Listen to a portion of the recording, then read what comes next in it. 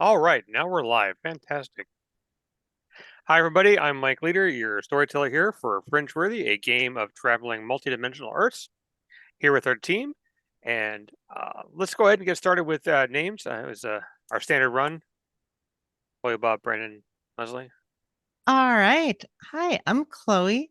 I am playing Lola, aka the graffiti artist Lady Platinum from New York. She has more recently developed psychic powers. Also, she has a headband that potentially has some malicious intellect inside it that is now stuck to her head.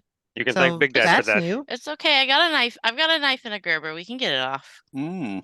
Yeah, her arm, the arm thing got pretty blown Mangled. up, I believe. You got the crystal. We got Let's the go. Let's go crystal. over that after introductions. We'll go over all that. We'll recap.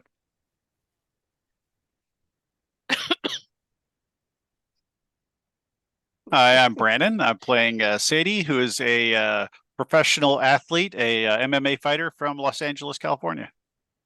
And I am playing Cassidy, and I am a former Air Force pilot, and I'm from Minnesota. All that Midwestern charm. So when we last left off, I think Brandon's going to do a recap for us rather than me do it. All right. Well, the recap this time is not real long because we spent quite a bit of time on our big battle last week. So our recap is that we waited on the island where we had been sort of marooned by the bad guy, Lady Rose, who was the dictator of the nearby city. So while we were hanging out on this island for the night, we awaited the arrival of some troop ships from a neighboring kingdom that had promised to help the rebels that we were hanging out with to go and overthrow the bad guy, or bad lady in this case. So we spent the night there on the island with Pythia, who was the lady in charge of them. While we were there, Chewie studied the diagrams on the walls of this sacred cave that they had and determined that he thinks they're instructions for the fringe paths. So he figured out that there's a specific slot on the consoles that we had discovered that he believes can activate or deactivate the gate if you put the little crystal keys that we've discovered into them. I also figured out that our crystal keys come in different colors, and we've discovered some of these, but we got some idea what the different colors might mean. The orange key was supposed to be a privileged tourist key, the red key being a computer key, and the green key being a primary computer key, whatever that means. When the ship arrived, it took us to the city where we did find our cat friend, Gerald, who we had left literally for one day because we'd only been gone overnight. But Gerald told us that we'd actually been gone for months. So for us, just a day; for Gerald, months in the city. We mounted a fight against Rose, the leader of the dictator of the city, and managed to defeat her. But in doing so, she managed to burn Chewie, and both of his legs were injured. But from her body, because we did in fact manage to kill her, we recovered a green pyramid key and a strange headband. Lola decided to put on the headband and then had a conversation with the headband, which I'm sure is fine. Mm-hmm. Totally, Fine. totally Everything's normal. fine. We've known Lola talks to cats. She talks to headbands. Just seems normal. But we did decide at that point because we talked to Pythia about coming with us because it turns out that she's Fringeworthy, and because we have somebody on our team who's injured, and we now believe we may have actually been gone from home for months if it turns out that this is what actually happened.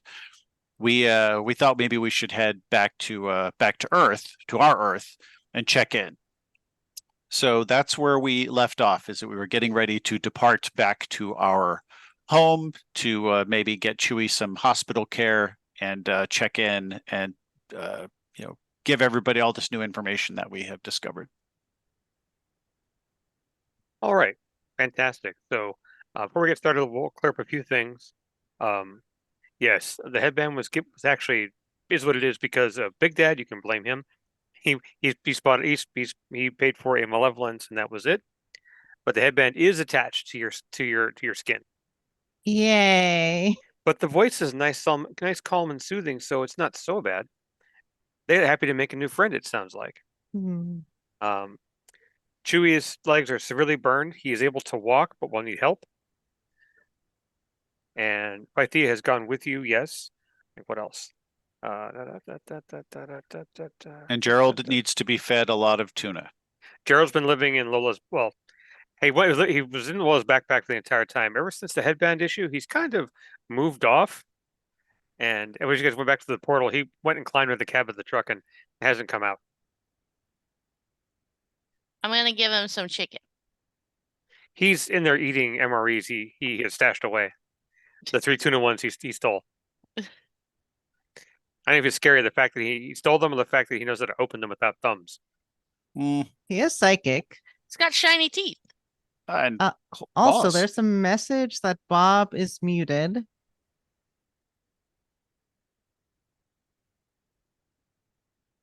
It says you're on here. Yeah, we can hear you. Yep, we can hear you through the Zoom at least. Are we still having problems? Viewers, are we still having problems hearing Bob? I'll make him sing if we have to.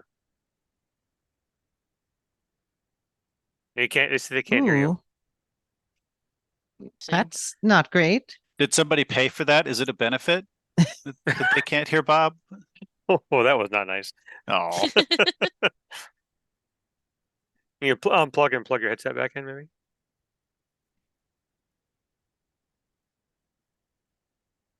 Oh, hold on. Let's see. One shield mode. Take a look at the people over there. Viewers. Mhm. Yeah, we were spending a while getting some of the streaming stuff working before we hopped on. Trying to see if somehow you're muted in here. Nope. Not reporting, not blocking. I would probably be in Streamlabs where the issue is then. Yeah, I'm going through shield section. I'm sorry, folks. We're having multiple issues with technology tonight, so thank you for your patience. Stupid technology. Technology is rather stupid, yes. Yeah, let's 1, see. 2, 3.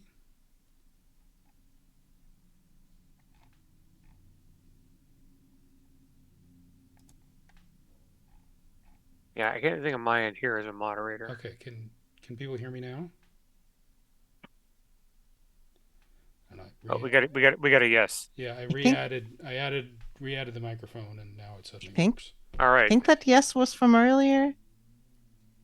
I'll hear him. Maybe the problem isn't with him. Okay, Betty's Dungeon No, Adventures is saying yes. That's Streamlabs. I'm not happy with this program. all right. All right, so we're all good to go. Fantastic. Okay, so I think we got a good deal of the recap.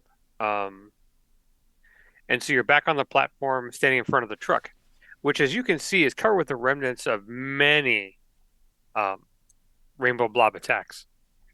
Oh, wow. Oh no, Rainbow Blob Rain. Well, it's just a whole bunch of it. It's just leftover stuff on the car, or the truck, and Mhm. also on the Humvee.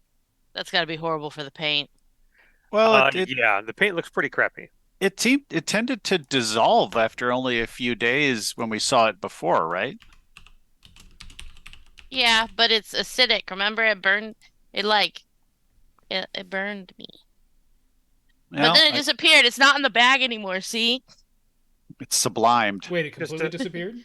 It's just like dust and particles, but nothing else there in the bag, Did it? and on the cars too, Didn't it? So we just see the damage from it then. Yeah.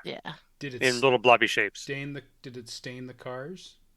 It's not just stain the cars. You touch it, it's worn the paint off. Oh.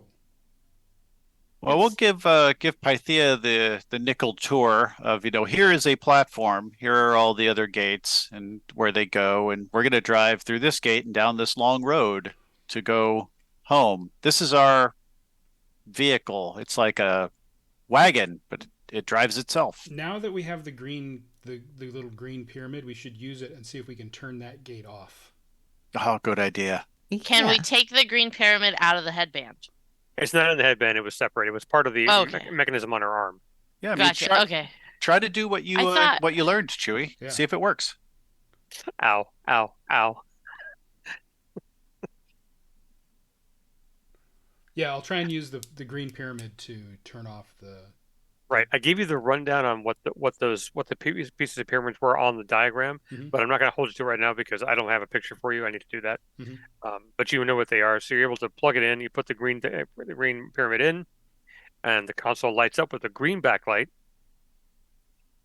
and you're able to go select the portal key and select off. And the portal itself on this side doesn't disappear, but it looks more solid. Oh, interesting. Hmm. All right. Can I take the key out now? Yeah, you take the key out. All right, take the key out. Take the key out. The off light actually blinks when you take the key out. Oh, well, that's good to know. This did we establish if we could spray paint the surface of the platform? Originally, when we first went out, Lola had spray painted and tagged the entire platform. You guys came back out the next day, and it was pretty much gone. Oh, there's no way for us to leave a message that this is a broken gate that people shouldn't go through. Well, we discovered that things we left behind might stick around, so maybe we could leave like a sign, Oh. taped out of order. yeah, or something. I mean, And like it's Um, locked. the truck hasn't disappeared. It's been So- here for a long time. So the reason we talked about turning this gate off is because the bad lady was there. Do we really still need to turn the gate Well, off? But the gate is intermittent, so we don't want people to go through there and get stuck. Yeah, well, I guess we're not sure why it was intermittent, but we should maybe do that for the desert gate that we got trapped on before too. Although we now know what the console light means, so we should be able to check and see if a gate is off on the other side before we go through it. So that's useful. Yeah, yeah. Yeah. That's true. So There are yeah, other signifiers on that grid for damage or in certain ways that it's broken. So once you have the diagram that I'll give you guys, you can figure that out. Until then, I'll tell you. Oh, so if I read this console, it'll tell me that the gate's damaged. It'll tell you the gate's damaged in certain ways, Oh, but does this not console every tell way. me anything? No, it does not. Just that it's off. Okay, well, let's leave it off, and then this is also like what we've discovered is incredibly valuable yeah, for yeah. home base. We have gone above and beyond already. I think we should go home. Chewie, have you thought about putting the other thing in your other ear, or like touching it and see what it does?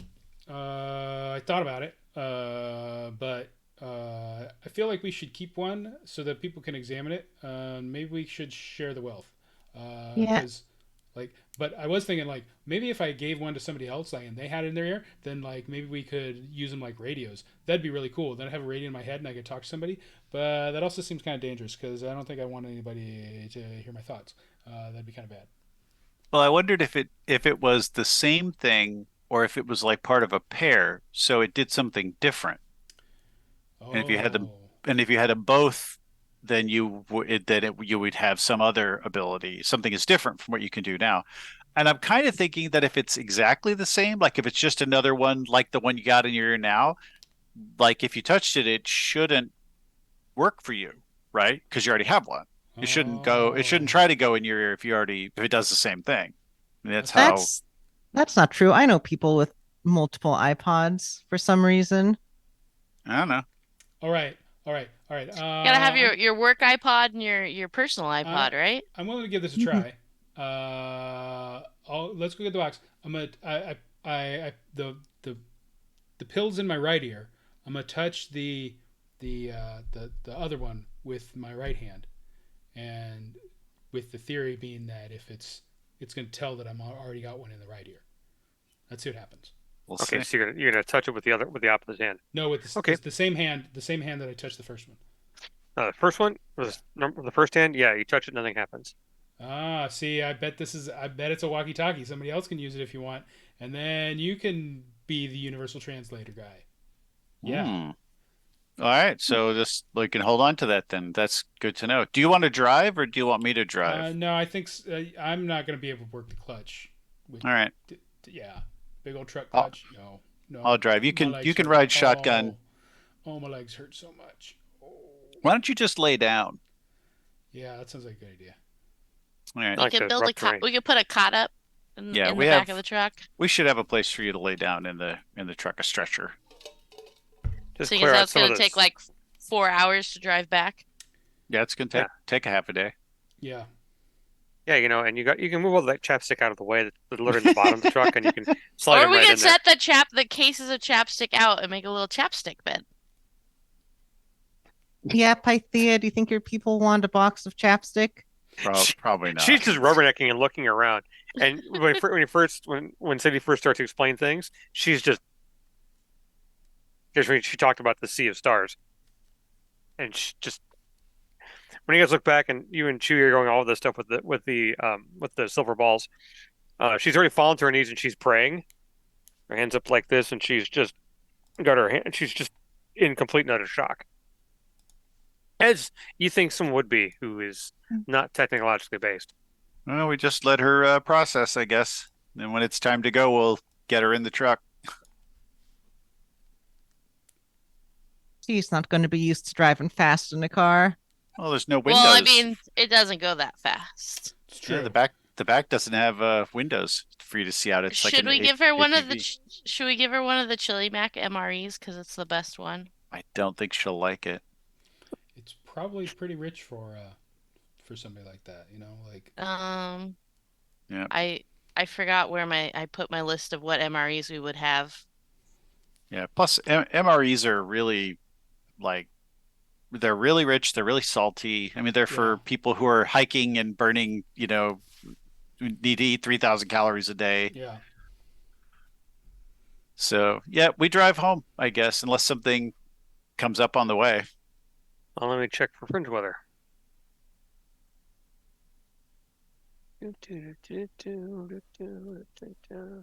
No more jelly rain. Could be worse rain. How about Yeah, just it's true. regular rain? Okay, no weird weather on the way back. No We're gonna toll need- booths. We're going to get these trucks painted with like an or like a acid resistant paint, Yeah, Teflon like a or Teflon something. coating or something. Yeah. And we can cook on it too. Yeah, but then all the things that are gonna come off of it when it gets hot. Truck hood eggs. Yum, yum. Okay, so you're going to spend pretty much the entire day almost getting back to the Hatsumi base. I believe Sadie's not used to driving trucks. Do you have driving as a skill? I do, Oh, good. but I drive very cautiously. Yeah, this thing is not easy to drive. We'll just be very straight about that. Yeah, that's what I figured. I would be just real careful. And So you're of doing, course, if somebody else feels like they want to take a shift driving, I don't know if I was anybody gonna else say actually. I could drive. I know how to drive tractors. Yeah, I'm Yep. fine. I'm all I I right feel at like this is driving. probably not a whole lot different than driving a tractor. Probably a lot more like driving a tractor than it is driving a regular pickup truck. Sure. Yeah. Well, I drive at a 32, so I'll just take a shift and then My somebody else can drive after me. My drive is a 47. Apparently, I'm Yeah. a good driver. Feel free to take over. Look at you. yeah, you're still going to hit, since you're under 50% of both of you, you're going to hit about maybe 35 miles an hour tops. Because after Fine. that, because you're a little still iffy with the control. You're not Chewy who could drive blind pretty much. Yep. I And recognize probably that has. I'm not good at this, and I'm super careful and slow. Just think about Honestly, I was expecting we'd be at like 15. well, just think about the last time you guys ever drove a stick shift and how terrifying it is for the first 10 minutes. Yeah, definitely don't want to I never drive got off to of the learn road. because by the time I could learn, my parents sold the stick shift car. But Yeah, be Cassidy careful. drove There's no tractors. shoulder on this road, Mhm. so the shoulder is space.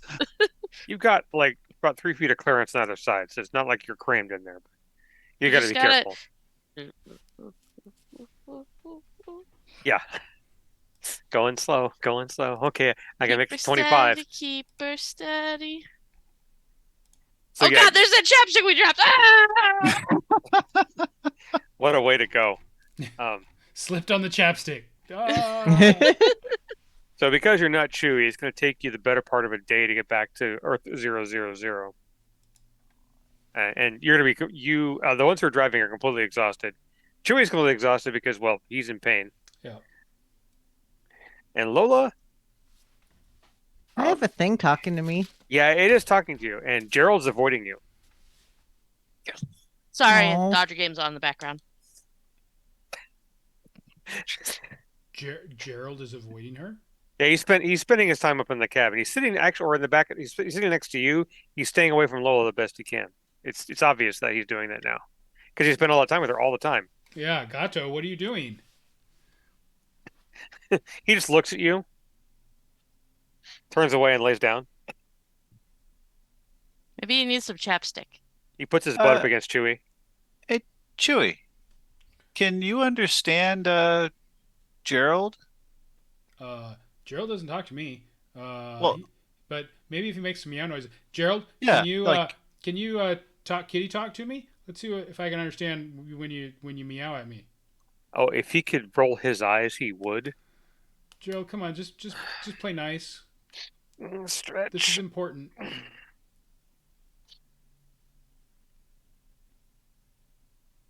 Meow. And he says, "Are you happy?" I But am, it's in your head. It's not his voice, like Lola would know, but you wouldn't know that. but I understand. When he meows at me, I understand what he's saying. He sounds like your Spanish teacher from high school, the one you said you thought I knew this shit, but you didn't. So he sounds judgmental and jerky. Wow. So I can talk to cats. We're all gonna die. He lays back down and goes to sleep. Gerald, what is wrong with Lola? You can tell me.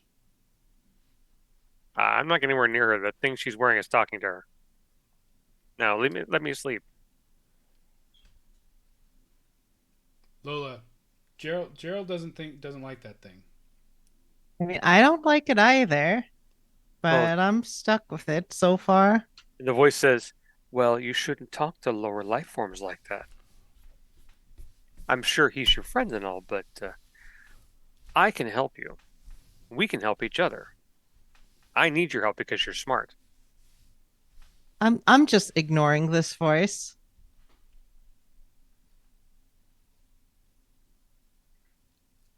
You know Hmm. that you're rather hungry, right? You should eat probably better food. And what you're eating has too much salt in it. Starve it.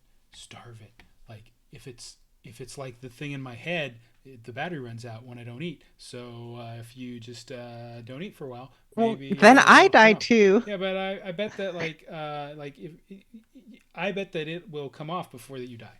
Is what I'm saying. But you see, that's So, why you in an chose act me. of self-preservation.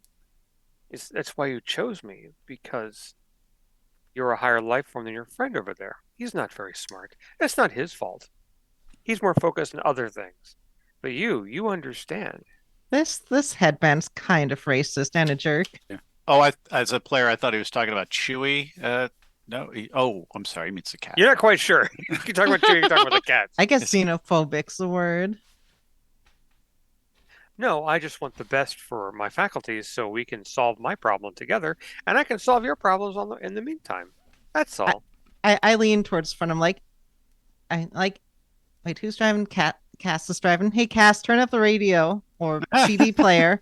Do we have a CD player? Sure. Oh, what do Or we have? What cassette do we player. have? We have now. That's what I call music like 8, right?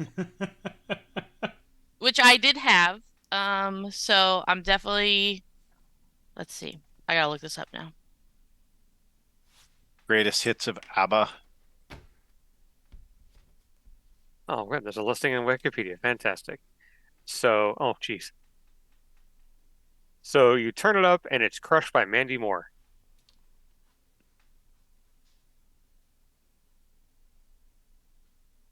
And Sadly, if we cannot play that, it will get demonetized. Nope. Think That's Lo- okay. It's old enough. Lola is drumming against the wall. She is very much trying to distract herself in this with this music. Sure, you can distract yourself. Whatever's speaking to you tends to hum a little bit. Not a song you recognize until it starts humming the song you're listening to. Hmm. It's in the background. It's not being rude and trying to drown out the music for you. It's just humming along.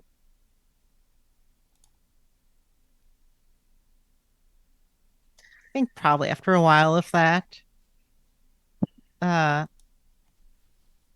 I guess yeah. Say, do you want to take another look at it? See how stuck on it is? Oh, Sure. I'm really stuck on, but that's okay. I'm not going to hurt you. Yeah, I'll have a look at it and see if it is there any space between her skin and it? Can I slip a tool uh between it and her forehead at You all? you get the tool close, and Ola hears, I hope your friend shouldn't really do that. It could be really bad. I don't want that to happen because we were bonded. Oh, it's fine. Go ahead and let's try this. Okay. I'll just try one of those little flat tools that you might have in a medical kit to do something. And just see if I can just wiggle it under there. Is there Well, okay. any give? There's been a benevolence paid for in the chat. Do you want to use it now, or you want to hold on to it? Uh, Uh, do I know? Do I know the consequences either way? The headband Yes. warned you that it could be bad for everybody if you try and do that. Bad for everybody? Yeah. I'll use benevolence then. Okay. So City gets in there and uses the knife tool to get underneath it, and you feel a little bit of pain. Oh, you feel a little bit of pain, Mhm. not pleasant. And the voice is like, "Oh, don't do that. It's gonna be bad." And Brennan, as you're getting the knife in there, it conducts, and you feel your hand warm up a little bit, and it's a little bit tingly. It's not a shock, but it could be bad later if you get any further. You're pretty sure of it. I'll just reach down into the kit and grab a glove, and I'll just wrap. Use that to hold the tool, the rubber Yeah, glove. yeah. You get it in there, and but you've cut her at this point, and she's starting to bleed from her head, but you can't get any purchase underneath it other than probably a millimeter of space. It's pretty much fused to her head. Yeah, it looks like I really didn't want to use a knife. I was thinking more like a spatula tool, but still, tongue depressor. yeah, it's probably it's like ripping her skin because it's attached. Like this is on there really good. I think it's Yeah, it. when I was a kid and I got gum stuck in my hair, my mom she slathered it with peanut butter, and then then after it was slathered with peanut butter, then she used some shampoo, and then the shampoo took all the gum out. So I bet that there's some peanut butter in the MREs. Let's try rubbing peanut butter all over it. Peanut butter is sticky, Ye- Chewy, not But slippery. it removes gum. I think you're Well, thinking that's of just just gum sticky. Nope. yeah. You're trying to mix sticky things together. Yep. We would need. Worked great. Like my mom wouldn't lie. She used peanut butter to get the gum out of my hair. Yeah, I We think what need we're gonna a menu 13, a menu 14, or a menu 11. Like Just maybe we need hold a on. big magnet. Before I you go any think- further, there's been another benevolence redeemed in chat. Wow. we People could just hooking us wait up. and let the medical team have a look at this when we get back to base. I mean, we'll be there in a few hours. Then you can Ye- have like three doctors try to get under this thing, and they could take an X-ray of it and see what's actually doing. Lola, you That's do realize yeah. they can hear I can hear what they're saying, right? Just so you understand. I continue to ignore the voice.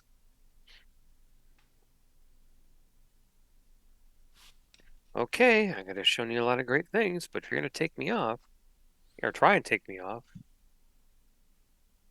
you're gonna be missing out. You can solve so many problems, and I'm looking at all the history in your head of things you experienced, and oh, oh, oh.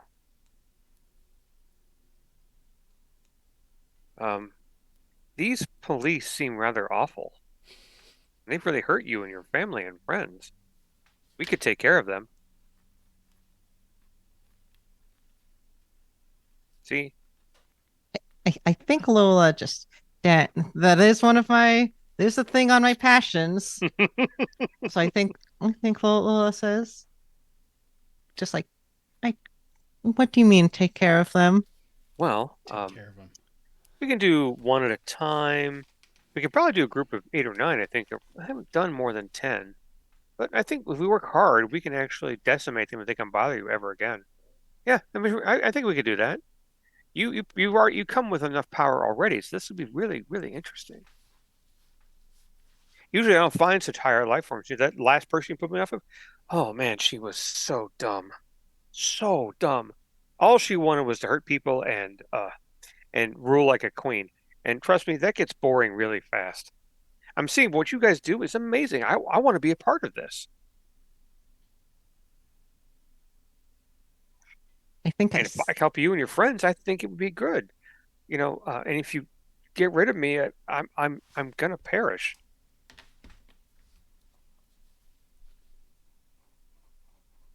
can I do an insight on like how true that actually seems? Sure, go right ahead.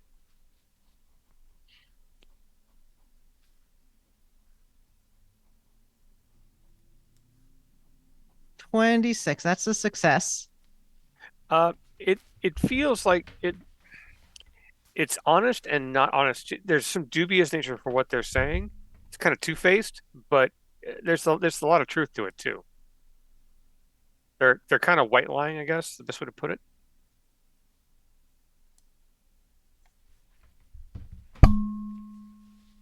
I think I say, mm,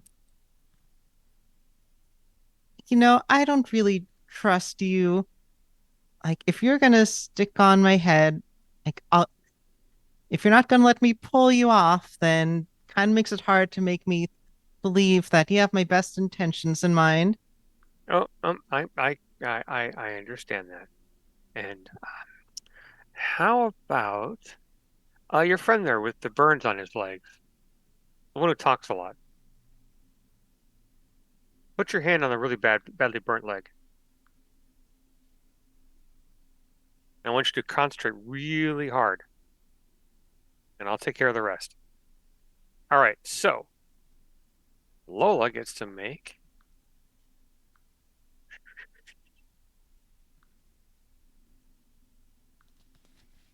I'm gonna be make a mind shield roll since that's the closest skill you have. Sure, I'll do a roll. Roll. Well, that's a fumble. So yeah, I mean, I feel like my psychic defenses are down right now. Okay, so you just let go, and I'll guide your power. Don't worry about it. What's your current POW level? 17. All right, you're gonna spend 10 points, and you feel the drain come right out of you. Oh, however,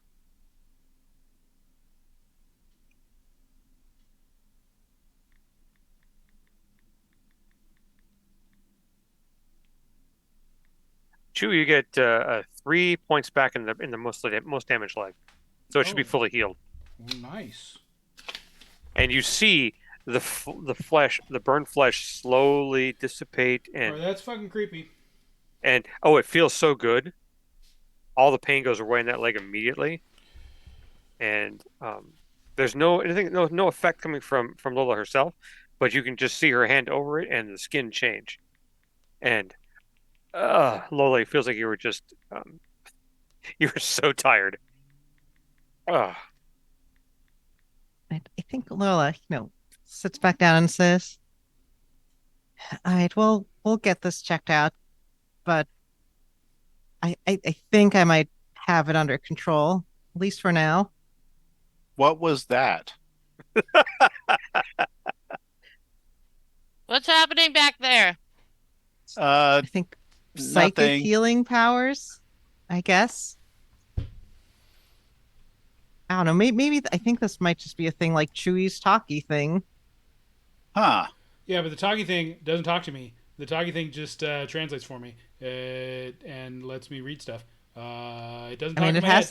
it has a And heads up display. It tells you how much food and you need. and more importantly, the kitty doesn't seem to care that I got this thing in my head, but it definitely does not like this thing. And Kitty seemed a pretty good judge of character. Like he identified that Rose was a awful lady, and so I trust the kitty. As you say kitty multiple times, Gerald turns to you and he says in a meow, "You call me that word again, and the diminutive word again, and you're gonna have a hard time waking up tomorrow with eyes." I say it with love, kitty. No. And he Um, just the cat issues this at Chewie. how does Pythia react to this? I assume she was up front with you and just Okay. stunned at what the vehicle and the windows. She's been quiet the entire time. She's not talking because she's in utter awe of what you're going through. I mean, we're listening to like Yep. now Music that's what from I a call box. music 27 Mhm. is was a great one. Um, but yeah. And now Smash Mouth is playing "I'm a Believer" because it's 2008, and everyone hates this song by now. I Yeah. tell her about how this song is actually by a different band called The Monkees, Oh, what who a were a band that was put band. together to be on a TV show. Uh, She looks at you like, I'm sorry. Um, this is a bit much. You said a lot of words there that didn't make any sense at all to me. It's cool. You'll learn when we get there. Yeah, it is rather cold in this vehicle of yours. Why is it so cold in here? Cause I set that AC at 70, baby. No, because I'm of good Nordic stock. Well, we're in space. There's not a lot of heat in space because there's uh, no oxygen and vacuums and stuff. You guys are so great at I feel explaining like things to persons not I technologically said able. that better than how I actually said that, but I could have been breaking it down for Pythia. Oxygen's what you breathe. Okay, I Yeah. breathe air. Yeah. Yeah. And It's not a lot, not a lot here in the space. I mean, the void of stars. And so everything's colder. That doesn't make any sense, but I'll believe you. the air insulates you and it keeps you warm. I get her a jacket, extra shirt or something to put on. Yeah, she's not wearing clothes designed for anything, colder than the Mediterranean in October. Yeah, I mean, I have an extra jacket because I have multiple changes of clothes, so I'll give her something to wear. Also, I'd imagine we've got some scratchy wool blankets in the truck or something. Yeah, we have blankets. That's true. Can also give her a blanket. Sure, blanket and an IDET jacket, which she struggles to put on because that's just not how clothes work to them. She drapes over her shoulders. Okay, then. What are Mhm. these things on the side? Oh, then she ties them around her front.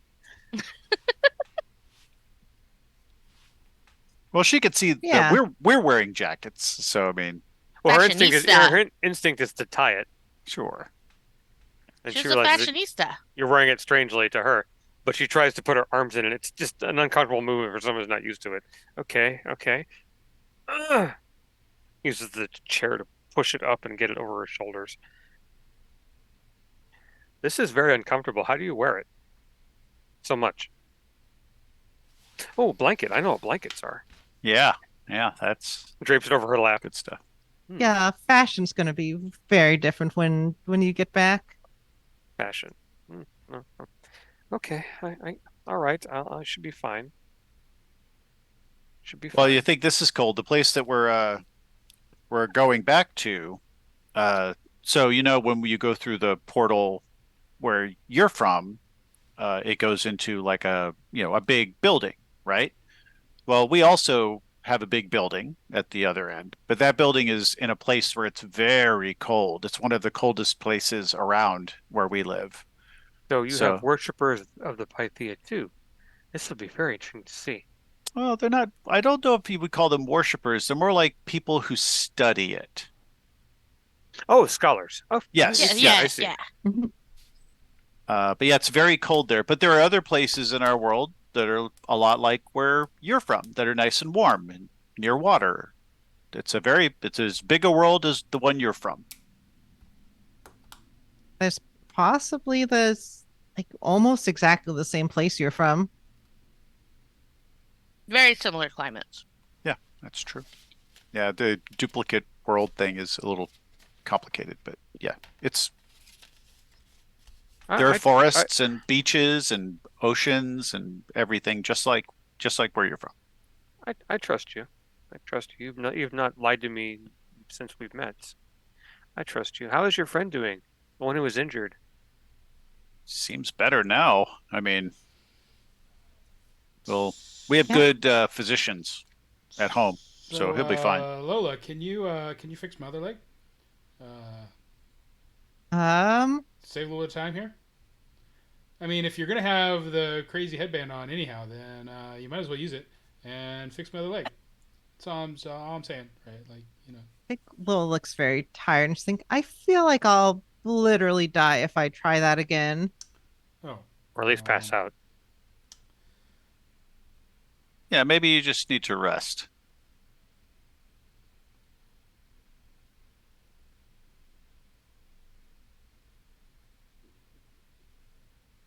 All right. Okay, so you guys continue on after some small Lola can talk. take a nap on the box of Ray-Bans. Sure. So Lola gets a nap in just to make her head feel better. And the headband sings you some lullaby in some strange language as you kind of nod off to sleep.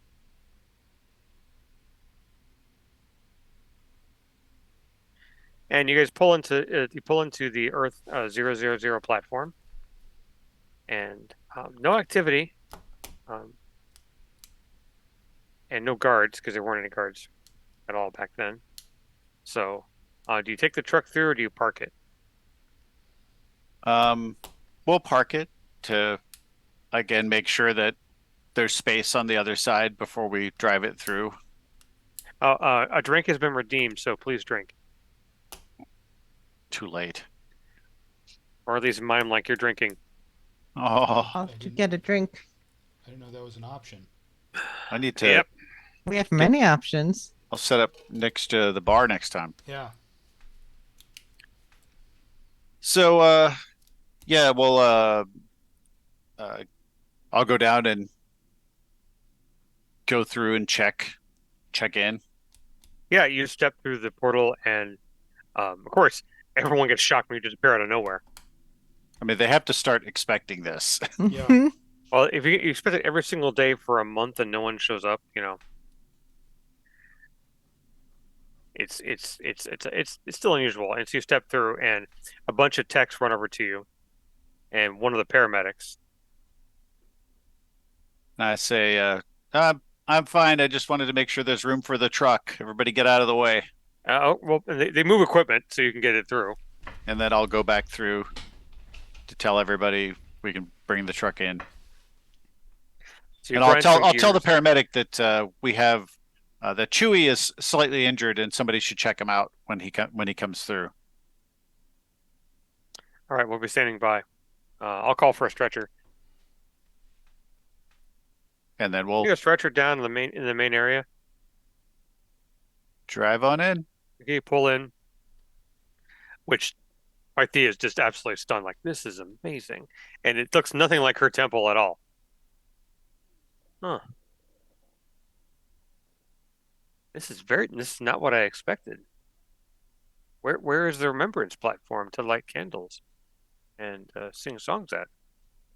Oh, and so Sadie will who's in charge? Like who's the highest ranking person in this room? I don't know who that is, but Hold whoever's on. like Mike's in brain shut charge. off, and I had it in my head, and I lost it. I apologize. Lieutenant Yates.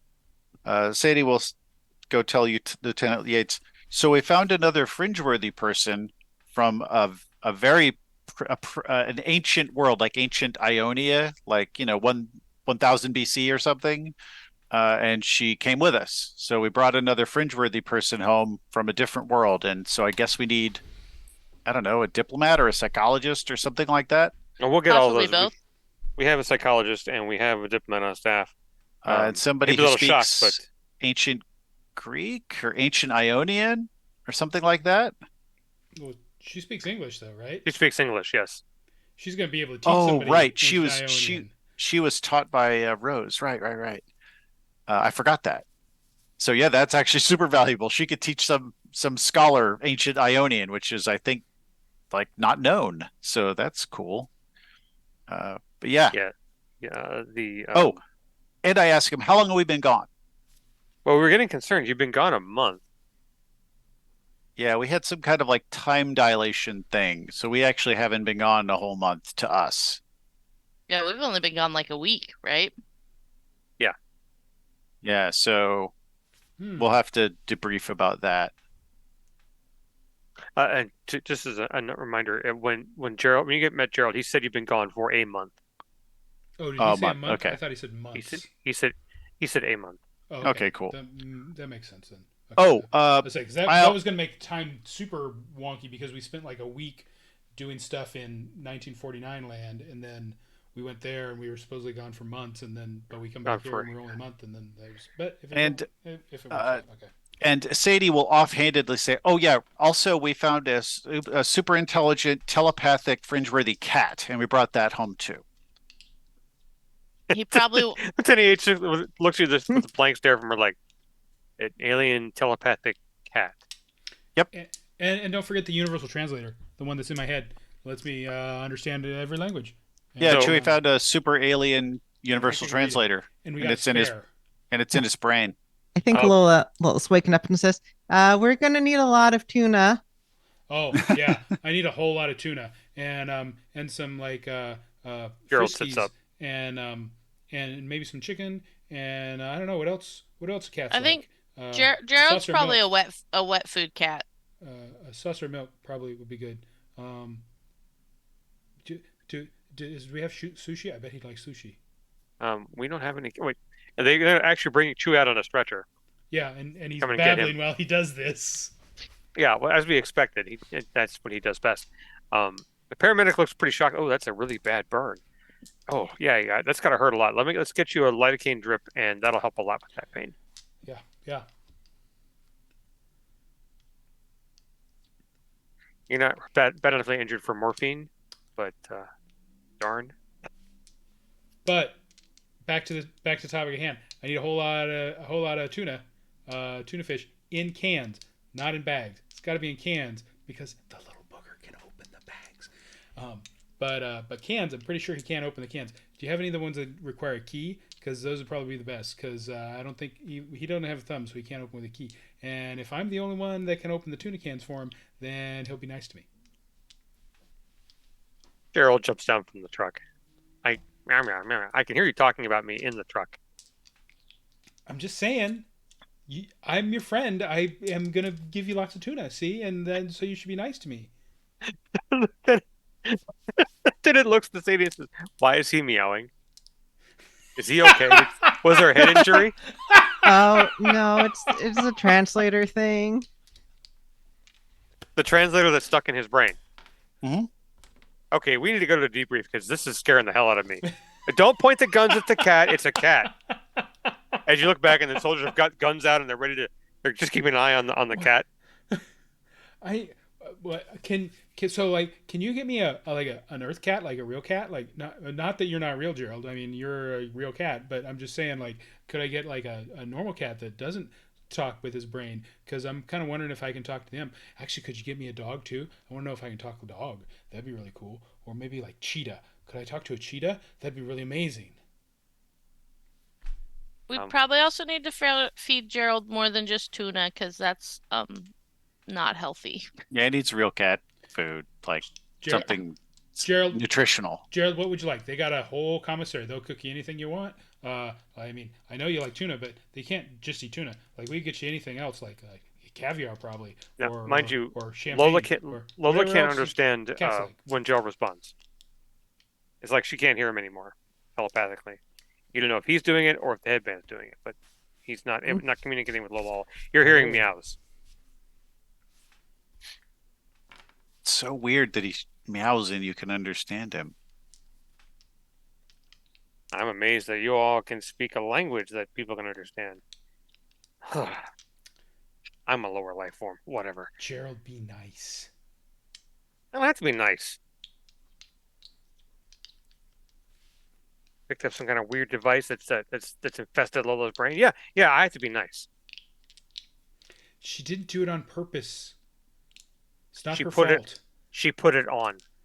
Well, I put the thing in my brain that lets me talk to you too. I didn't know any better, because it just happens because we just are out there checking stuff out, and she put it on because it looked like it might be useful, and it helped her fix the gate, which is kind of important, right? Like we probably wouldn't have gotten it back if she didn't put that on, and now she's got that thing that can fix the gates, which is really useful. But it's also kind of scary because she healed my leg, and again, that's pretty useful. It's only done useful stuff, but it talks to her. It's talking to her brain, and I don't like that. And you don't The like param- it. And the if you don't like paramedic it, says, like you're a pretty good judge of character there, Gerald. "We need to get him to the infirmary, Stat. He's hallucinating."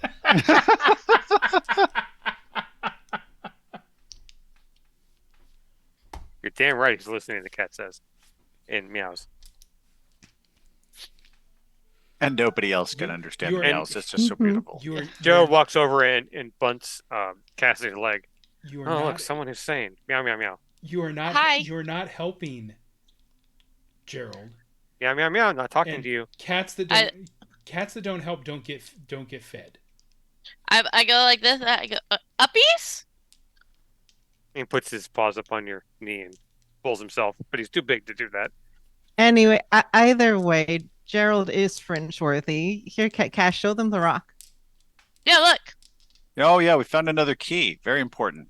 Oh yeah, Okay. that too. Also, That's great. And also, But I know also, what the yes, keys, this cat is I know what the keys Fringeworthy. do, and the difference between the different ones. We should keep the green one. You guys can have the orange one back. The orange one's a good one to use for like going to the museums because it's the tourist key. It's kind of like the valet key. I think. I don't think we want to use that because it probably won't let us lock and unlock the gates. And Oh, by Chewie the way, keeps the talking green while they one, carry him out of the we can room. use the green one to. It did lock let and Bye, us. unlock It the did Chewie. gates. let We'll us see you turn. later. Bye, everybody. It did let us turn the light. Also, I'm holding a cat. It did let us turn the lights on in those control rooms. Mm. I don't know if it would have let us do more stuff or not. Smelling your shirt. Making that cat disgusted face. I mean, we're probably a little stinky. We Oh, haven't yeah. showered. But he climbs up and bounces on your shoulder. Ow, ow, ow.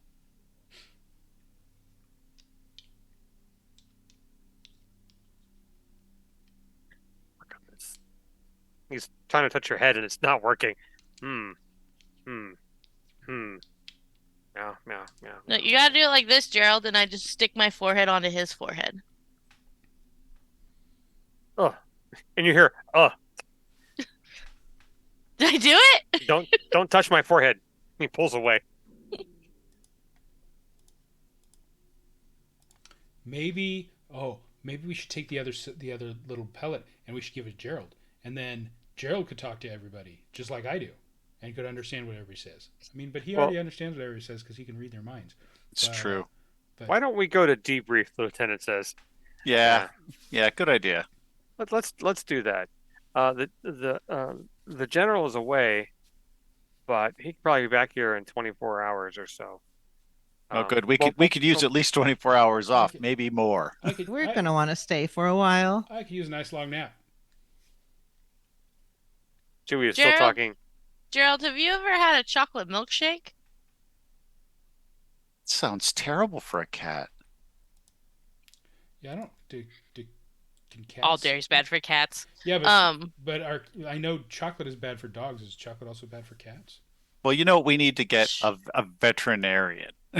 Yeah, good Chocolate idea. also isn't as bad for dogs as it is. Not that it's good for dogs, Mhm. but We do Yeah, not well- advocate feeding your dogs chocolate on stolen fires. Yeah. grapes are worse than chocolate. We do The have grapes are access to bad? the internet now, so we could get an internet veterinarian consult if we needed to for our cat, but we'll probably Gerald will have all the attention Gerald needs because I more asked him because I was going to share a chocolate milkshake. oh, get him a very nice collar.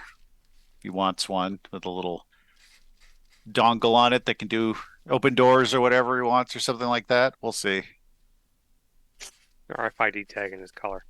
What is this thing around my neck? This is disgusting. Take it off. I mean, it's only Any- only if it's useful to you. Let's cut to the debrief room. Yep. And they'll have Chewie on video camera, but muted until you need him to talk. As the lieutenant points out, and we're never going to word it in edgewise. So he has a button to press that'll light this up, and we'll know he wants to talk. Yeah, so I guess we hand off the log that we've been keeping so it can be copied. And we tell them the recap of all the episodes that we've had. And I guess we've sort of thrown everything out onto the floor, as we arrived. There's so many things that happened. But They're yeah, going to ask you some specific questions that I'll pass along. Okay. So I see you found a bunch of things, and I'm not trying to read the entries on now. So, what other civilizations have you found? Could you explain what you found?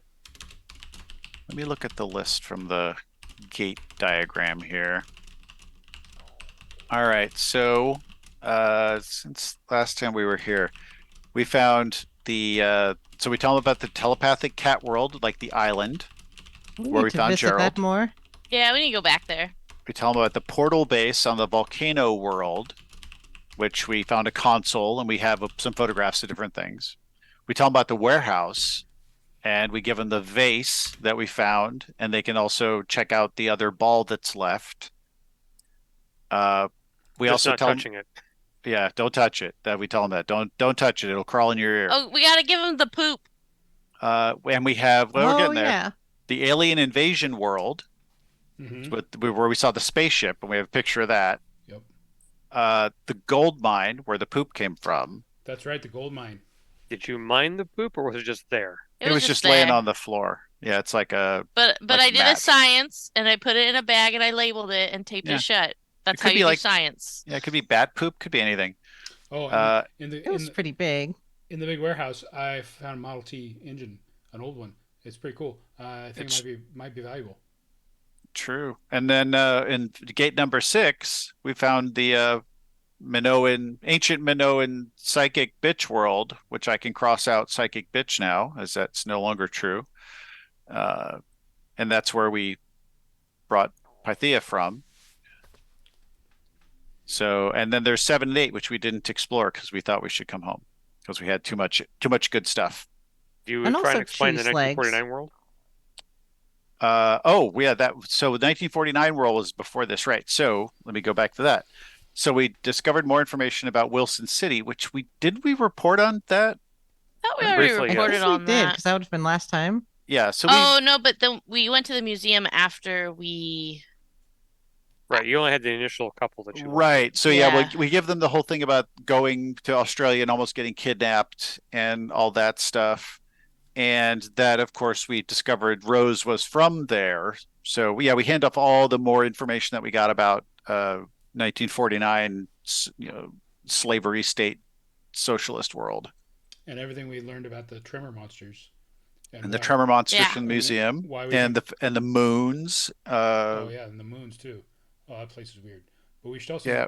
I think that's why we decided not to keep looking for Team 3 because we're pretty sure those tremor monsters ate them. Yeah. Well, that was the Atacama Desert. We also discovered that, so we know where that was. Interesting. So all that stuff. Well, this confirms what we thought, that it would be very different everywhere you went. True alternates. That's amazing. And the world is set in 1949, so it's behind where we at. So there's time dilation. There's You definitely mentioned time time dilation Mm-hmm. Not because from the portal, but it was set in this whole world was set in 1949. I Yeah, think but one of the alternates went to ancient Minoa, but then another of the alternates didn't even go to a world. It went to that warehouse, which wasn't just a warehouse somewhere. It was made out of the same stuff that the fringe paths are made out of, and it was just a box. There was no way out of it. It had no windows and no doors. Yeah, There was Well, only our way out. But stuff would still come into it somehow. yeah, yeah, through some kind of stuff like, was falling from the ceiling and and it's almost just hit us. And it was all stuff from 1949 land, except for that box that had the two silver balls in it. We and didn't find the anything else alien. newspaper, the and the Oh, newspaper. vase. oh, that's right, in the newspaper about And invasion. oh, but Uh, yeah, the vase. That's great because the vase is made out of the same stuff as the fringe path. So now you can like, I don't know, X-ray it or oh. something. Right, and you have the invasion newspaper to show them, and that's more proof. Los Angeles Times, 1965. Something. Yeah. Yeah, 1965. 65. Yep. And there's all the photos that we took that they can develop. But we have plenty of photographs. And you only came back mildly injured, which is great. And the fact that you came back seemed better, but no progress on Team 3. Yeah, So, we probably should go back to the desert and see if maybe they got out of there. okay. Um, for But now, why don't the four of you get some rest? They wanna give Chewie a full workup. I want to make certain his leg isn't fully damaged outside of the burns because you never know with stuff like that. So, no MRI because I got a metal thing in my head, and I would prefer not for it to get ripped out by giant magnets. we're gonna check and make Huh. certain because it sounded like it's not metal, but it is. But it was metal. It looked like metal. Kind of like Yeah. she says, much to probably your dismay, kind of like the Terminator stuff. Yeah, not like the Terminator stuff at all because it's not making me a robot. Although I do got a heads up display just like RoboCop, which is kind of cool. Hey, But it doesn't really tell me how much. But Yeah, we're going to definitely have to X-ray him. I need a book. I need a book that's not in English or not in Spanish. A book that's like in Japanese. Could I get a book in Japanese? Oh, could I get some manga? Could I get like Dragon Ball Z mangas? Original ones from in Japan. Sure, make a list. She mutes Oh. you. I mean, the space is named after a Japanese guy. It was who discovered it, right? So Yes. maybe they've got a bunch of Japanese books here. Japan worked out a deal when they found this portal with you, and that they get to majorly staff it. So there's a lot of Japanese folks who work here. With that, she's going to excuse you guys to go get some Earth food. Yeah, let's go introduce some rest. Pythia to Waffles. And Oh, we're just questioning her on the side because we didn't think she would be part of this briefing. So we're having the psychologist sit with her and ask her questions. Mhm. Nothing probing, just so we understand how she thinks. Sure. I mean, it's fortunate for you she speaks English, that she learned it from a terrible person, but Terrible 1949 world evil white lady. yeah, pretty awful person. oh no, does Pythia have a southern accent then? Oh, No, she would. There might be some in there, but it wouldn't make a lot of sense with her other accent based on the Minoan language. Because you can't form some words like you would form them. Yeah, yeah. That's very interesting. So you guys are given the leave to get some food. They let Pythia go with you, and she gets to experience and taste a lot of different things, which are new to her. She does like waffles because you had to be not human to not like waffles. Crunchy and bread. Yeah, simple foods that are simple that we think that she'll be able to, appreciate and won't be too crazy. She Try does not, love the quesadilla. That's a popular thing with her. yeah. chicken tenders, chicken strips. Everyone likes chicken strips, so a little put off by how crunchy they are, but yes, this Gotta is try 'em chicken. with some This doesn't with look like some. chicken. Oh, it's chicken inside. Oh, Maybe and now that we're I here, wonder. I wonder if they could make her some Snickers salad, Wait, I need Oh, some or maybe, explanation here. or maybe some frog eye salad. We'll just do a deviation because you bring up Snickers salad, much like the Hitchhiker's Guide to the Galaxy. Snickers salad is. You get to explain Um, it. it's pudding and Cool Whip and chopped up Snickers. It's a that Minnesota salad. you remember when we tried to give them things that were sugary before? It was just too much sugar, too much You're sweet. trying to kill her. Yeah, they didn't like it. It You know smells what? offensive. What we can do though is because now we have all the resources to the base here. We can show her pictures Mhm. of other places around our world. You know, pictures of beaches and cities and buildings and boats and, other things that she might recognize that would look different. Like a boat, she knows what that is, but like here are weird looking boats that are from here. And here's buildings, and they're like buildings that you have, but they're much bigger. Things like that. Yeah, she has a hard time with the pictures, but eventually she has to see, is there anything like where I'm from? And they're able to show her pictures of ancient Manoa, what they have in the ruins. And she Yeah, yeah. looks very sad to see that. So my people aren't here. Well, the descendants of your people are here, and these things that you're looking at are thousands of years old. So they've survived all this time. And I think I'd have to say that the culture that you're from is kind of like people consider it to be the basis of lots of other cultures, especially the cultures that like I'm from. Uh, so there's still a lot of it around. It's very important in our world. People study it to understand where we came from. That is very interesting. The amount of difference in time from where we're at is hard on my thoughts. That I'm is. going to need some time. No, it's okay. Hmm.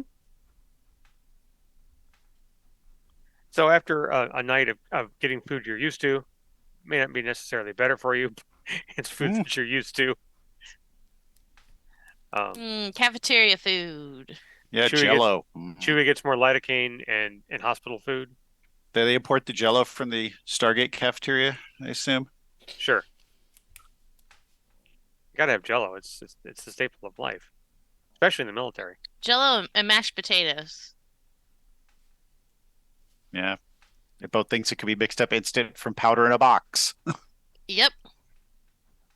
Just Okay, just add boiling water. That's 90% of cafeteria food.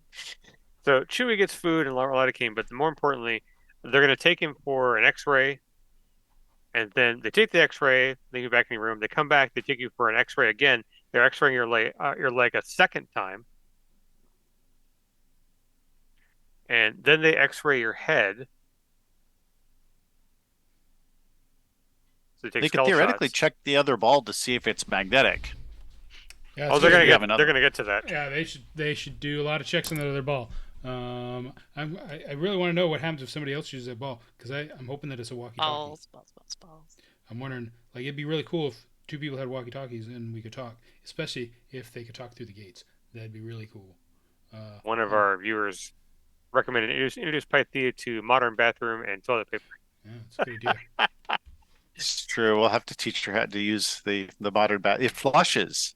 Yeah, that's probably pretty cool. This feels like the seashell thing again, only reverse. No, they had toilets. They just didn't go anywhere, or But they toilet just paper. It went in a hole. Yeah. well, they had wiping sticks in ancient Rome. I mean, Yeah. so Oh, I And know I think. I get that, but it's the process of what toilet paper actually is. oh yeah, yeah, paper. Hmm. It's a paper Disposable. doll. Oh yeah, yeah. We just throw away paper, put it in our It's butt, true. and then throw it away. Yeah, the disposable culture will be hard to explain. Take this, throw it away. What? We don't wash these paper bowls? Interesting. Nope. Do we burn them? So eventually they get burned, I think, like where they pile everything up, they burn it or something. I mean, she'll also find that, of course, we don't actually know the answers to some of her questions. And so that may be Sometimes interesting to her that like we just don't know where the stuff goes when sometimes they we don't throw burn it it. away. Sometimes they bury it in the ground and let it turn back into dirt. Yeah, that's true too. So I later don't. that night, Sometimes they just bury it in the ground and sorry. leave it. And I don't know if we've been doing a great job of taking care of it. Since the whole planet's getting hotter and the environment's doing really bad. But that's why we've got all these other planets now, right?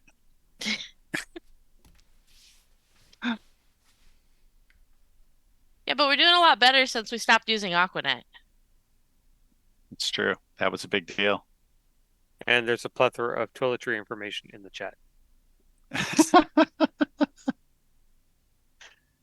Do we get it to? Hey, this is a Japanese designed base. We probably have bidets. Yeah, they probably Oh, got we probably fancy. have like the singing toilets. Yeah.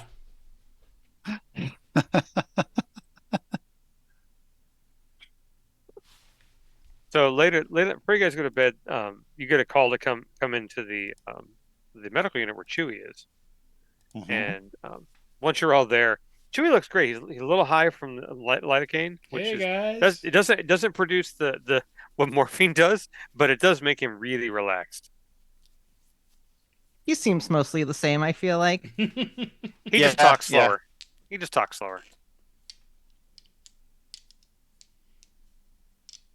Does he have a tiny little Martian in his head? Well, that's what we wanted to talk to you about. The doctor comes out and said, let's see, what's the doctor's name? I have it written down somewhere. Hang on a second, just for reference. Dr. Herbert West. Oh no. Dr. Sullivan. Dr. H. Sullivan comes out and he's like, "Well, I wanted to ask you, and you mentioned in your report that he put a metal ball in his ear." I did not Well, he didn't put put a it in metal his Oh ear. yeah, ball in yeah. my- You want to see? metal I have a ball drawing of it. crawled in Yeah, my ear. Yeah, he this isn't- touched it and it Choose rolled to up his put arm and went in his metal ear ball like by itself. in my See, ear. look. I have a I drawing of it right went here. in See a- the little yeah, ball, the I one in tried my Chewie's best ear. to not let it go in my ear because I didn't want It got to. melty and went in kinda- Chewie's ear. It was kind of scary. Oh, okay. But See, yeah. the thing is that it's not in there as far as we can see, but there is some kind of strange coating inside of his sinuses. yeah, I felt it go into my jaw, and it felt like it was burning my vein, and Yeah, it was cold. It didn't hurt so much, but it was super cold. a tiny part of it was also on your jaw. Yes, we could see that too. That's one of why the second X-ray. Uh, what was most disturbing, and why we had to check you a second time, is we X-rayed both your legs. Because you mentioned that one was injured and then it wasn't. Yeah. The current leg looks like no severe damage to it, other than the skin, which will take a little while to heal. That's good. Will I be able to But drive again, doctor? Because there need is, that. I need that left leg so I can operate the clutch. I mean, I guess I could use an uh, automatic, but that wouldn't of be course, as much fun. it will take about a week, and you should be able to do anything just fine. Oh, okay. What we're really concerned about is, I understand that people normally have tiny, tiny, tiny hairline fractures in their legs from doing certain activities. They get bigger as you get older. Some call them shin splints, I believe. Your right leg looks like a normal person for your age. Your left leg has none of that. So we're hoping you could possibly explain what happened with your leg when it got better. Everybody looks at Lola. I mean, have we yeah, pointed there's out some- Lola's diadem to them yet, there or was some like? space magic involved. I mean, think. it must have. I mean, I'm assuming like it came up in the briefing. I think Yeah, Lola says, in the debriefing, Cassie would have mentioned it because she was the medic that was treating him. Doctor So, still yeah. wants to understand better because it doesn't make any sense to him. That briefing makes no "Okay, medical I sense. have psychic healing powers." Lola has magic powers now, and she used them No, on they're my they're leg. psychic But powers. for It's some reason, completely For different. some reason, she said she Probably. couldn't use it on my other leg, but I'd really like it if she used them on both legs, because I would kind of like to be able to drive again. And Yeah, this one hurts when I use the clutch.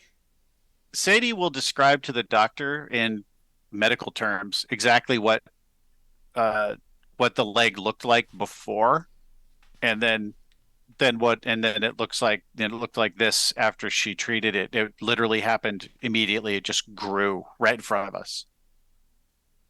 Kind of like Wolverine. That is fair. Well, I can't explain it, so the explanation helps, but we're going to have to study these quite a bit. We're going to run some more tests on you while you get better, Chewy. So just rest. You rest tonight. All of you get some rest. You need it after what you've gone through. So the psychologist will talk to you all tomorrow, and then we'll determine if you're going to go back out again, according to the lieutenant. So, well, she'll have to speak with the general tomorrow when he gets in, probably tomorrow afternoon.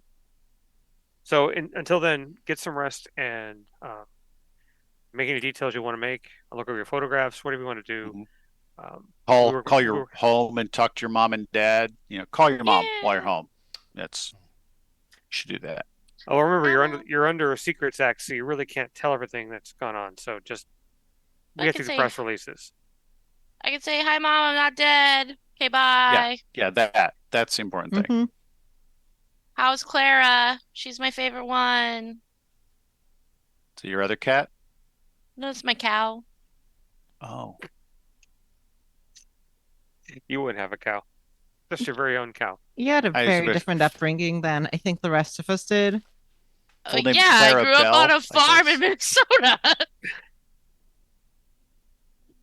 And New York City's like a farm, I right? grew up on a dairy farm in Minnesota. What do you expect? Did somebody specifically debrief Gerald? They have him in a room and they're trying to talk to him, and it's just not working. Yeah, He they just they can he looks at them, stares, and lays down and goes to sleep they like a can cat only would. talk to him through Chewy, and that's going to drive them crazy, and probably drive Gerald crazy too. Drive everybody crazy. You just love that cat sigh of.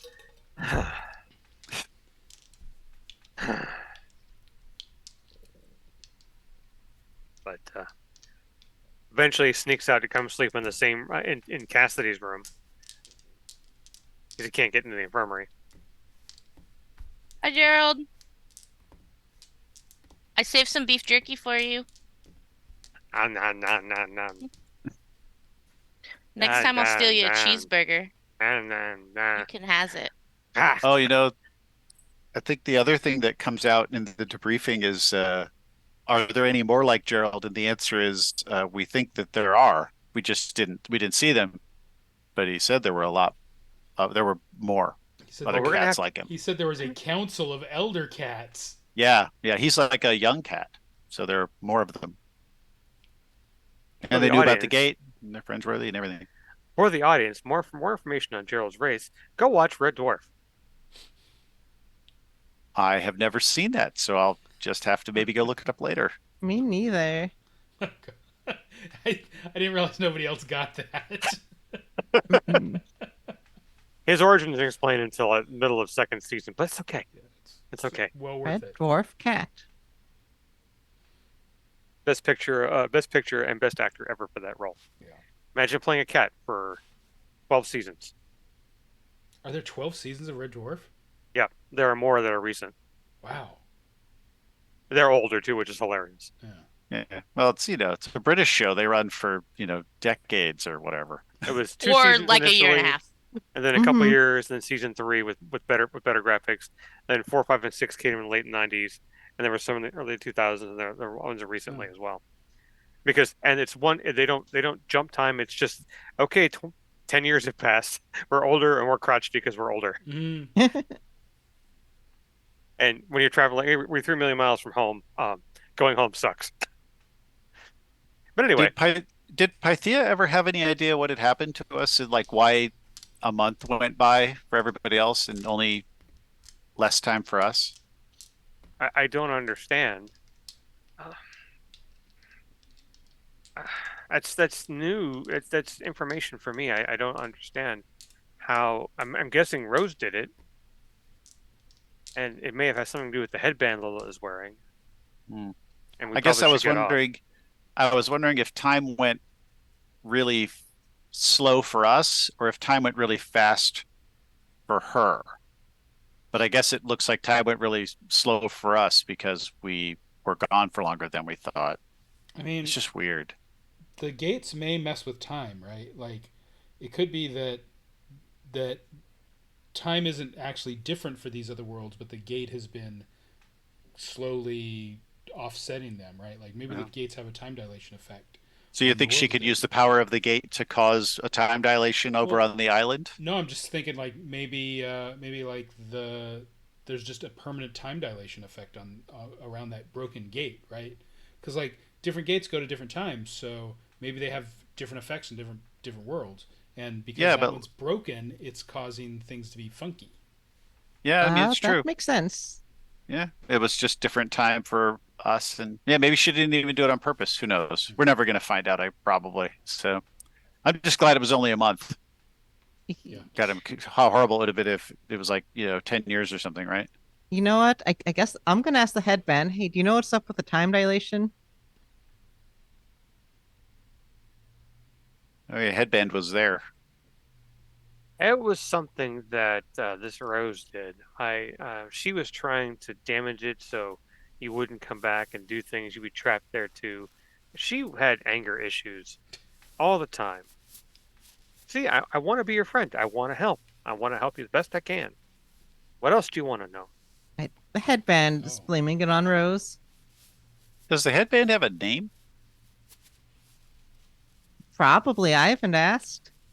Well, if we're gonna ask the headband questions, then why don't you have the military guys like debrief the headband, like ask them a bunch of proper questions. Like if the headband knows this stuff, then let's just have the headband explain everything to us. Like how ask the headband like how do the gates work?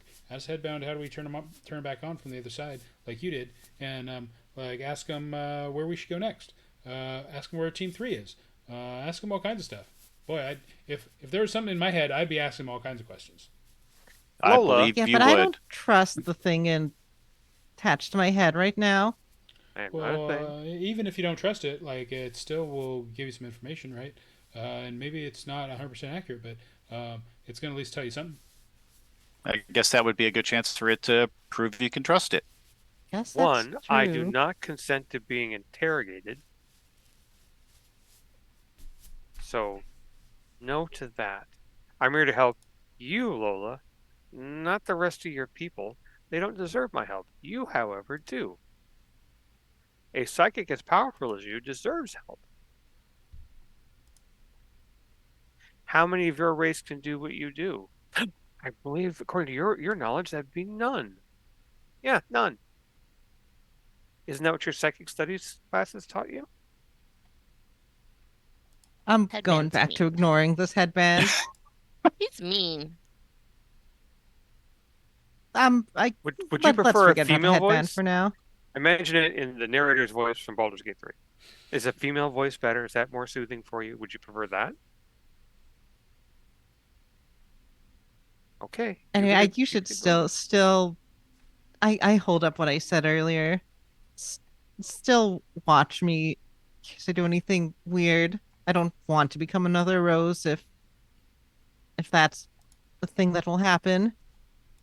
Do you think Rose was like just a regular person and the headband made her bad? Well, I I think got she the was impression she was definitely no, she pretty was definitely a terrible. racist slaver. I don't think she was Yeah, a okay. psychic racist slaver before. Huh. So, out of character, when you talk to the headband, are you talking like in your head or are you talking out loud? You can talk to it in your head. I mean, you can, but what do you do? That's up to Lola. Yeah. Um, kind of. I think it's talking in her head because I think that's how she's been doing with Gerald, and I imagine she's keeping that same pattern. Okay. So we don't hear your end of the conversation. That's what I was trying to figure out. Yeah, Just I say mean, something, there'll be a long pause. Actually, not that long of a pause. The telepathy is very instantaneous because you're sharing direct thoughts, which is quickly.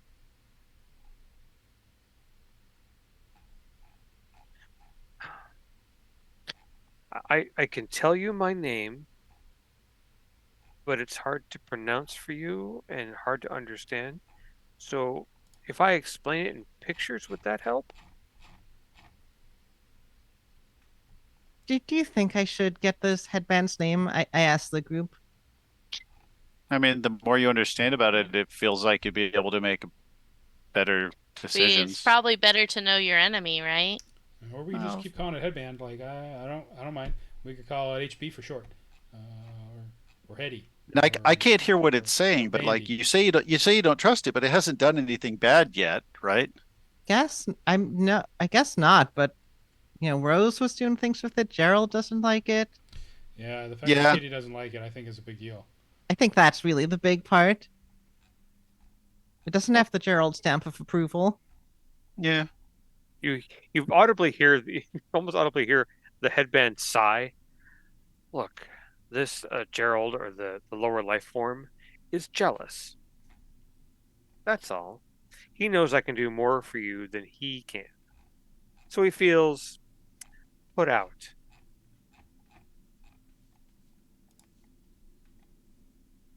So I, that's I why think he's not talking to you. I think all right, she responds to the headband. Like if I'm sure there's more going on than what you're saying, but I don't need, you know, need like extra psychic powers. If you really need to hang along to not die, that's fine. But I, but I'm not down for using psychic powers to do, I don't know, genocide. Genocide? Look, I didn't cause what she did. She used me to do that. She was rather strong and dangerous.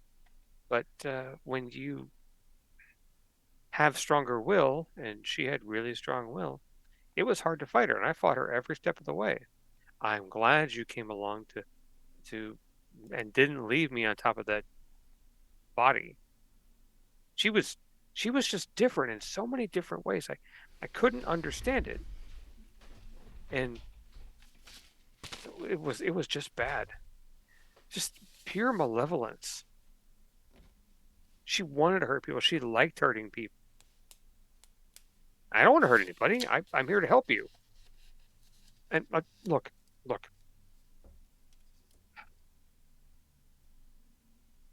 If you promise you won't let me starve, I'll let you take me off.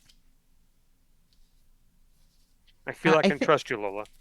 I think at this point Lola is active because she's just, you know, she was ignoring it before, but I think she's relaying the conversation to her group now.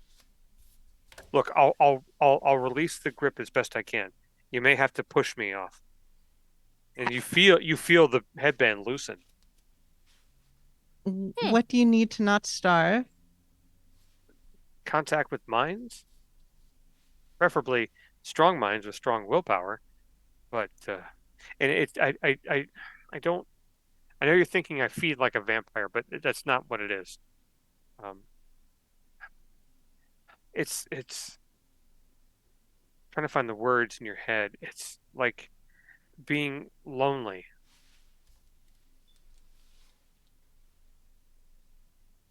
Like I'll keep you around. I won't let you starve since you do seem like some sort of sentient life and not just, you know, some weird computer. But I Where would appreciate if I could take you off. where does headband come from? One last thing. I'll share this with you, and you get 4 quick images. You think what you see is a circuit that is lit up, and these are just zip shot real quick. A tree, a very large tree, but it looks very alien in the way it's structured, almost like it's thick cement instead of just wood. Then water, perfectly, and you see the water. You go over a waterfall briefly. Water edge, done. And there are a whole bunch. It's looking whatever it is. It's looking down at the floor, and you can see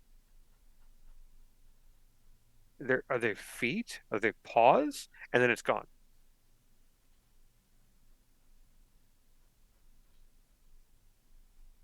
All right. I'll try and take the headband off then. You go to lift it, and it's kind of sticky, and then you feel it come free with a kind of sound, and it comes off. All right, maybe headband's not so bad. Can headband still hear us? No idea. Can it? Hmm. I think You Well, I can reach you out. hear Hey, in a faint. You headband, hear can you as hear? you have it in your hands. You hear in a faint voice. well, I mean, if you could come to an accommodation with it where you can wear it sometimes and take it off when you want to, that feels like a that feels manageable. Yeah, and I promised I would not let it starve, so I think I have to keep it around me. Oh, does it need to be like on your head to stay alive? think it just needs to be around mines. We should. You guys Is it can a- see the mark on her forehead where it was sitting. It's almost like a puckered scar that's slowly fading. Is it a being or is it a device? I'm It's not hard to sure, tell. but it feels more Borg. like an actual sentient thing. Like at first, I thought it was just some sort of, beep boop, destroy humanity, kind of robot, but it seems like it actually is its own creature. In which case, I'm not just gonna throw it in the trash, but I'll still be suspicious of it.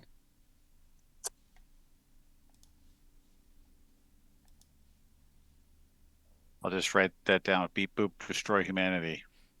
Very important. It came here with a simple dream: kill all humans.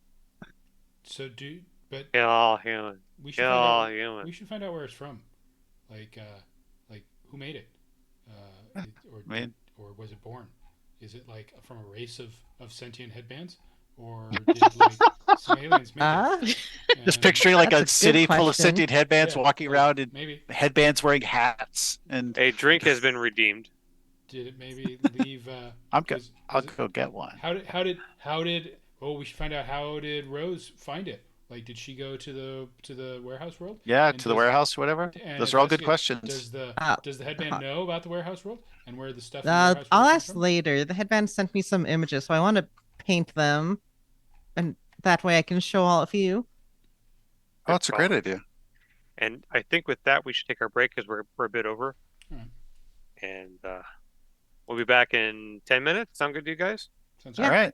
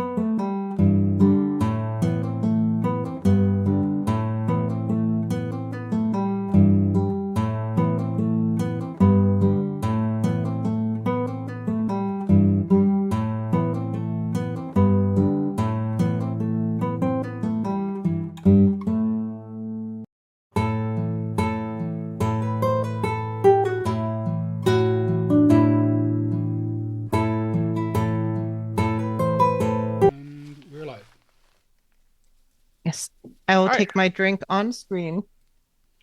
All right. So we're paying off the drink apparently. Those who didn't do it. I need to make up for last time too. Oh, you gotta give us 2. All right. So when we last left, we went to break. Y'all were talking about the headband with no discernible name outside of some pictures, and Lola's gonna paint them before she went to bed. It'd probably take a couple days doing it. So, is there anything in particular you all want to do over the next week while Chewie gets better? I'm gonna show Gerald some Garfield comics. He just sits there like a cat would and just kind of sits with you. But I tell him all about Garfield and how he likes lasagna, and this is his owner John, who's just totally bad at life, and this is Odie the dog, and he's really dumb. Can Gerald read? He's reading through. He's telepathic. He's reading through her eyes and her understanding of it. If Lola comes over to hang out with with the comics, and does Gerald still stay? He looks at you in that grumpy cat way of like you betrayed me. So, like, I stepped on your tail once, and now I've Always committed gonna do sins it. against your entire bloodline. Yeah. And after the first 2 days, he kind of lets it go a bit, and wanna we'll start ask- talking to you. I want to ask Gerald what he thinks of the headband. What's Because that? he's talking to me now, right? Yeah, sort of. More of a empathetic way of talking to you. You feel how he feels about stuff, but he's not really broadcasting. And even Lola kind of gets that when you're there. He's broadcasting how he feels.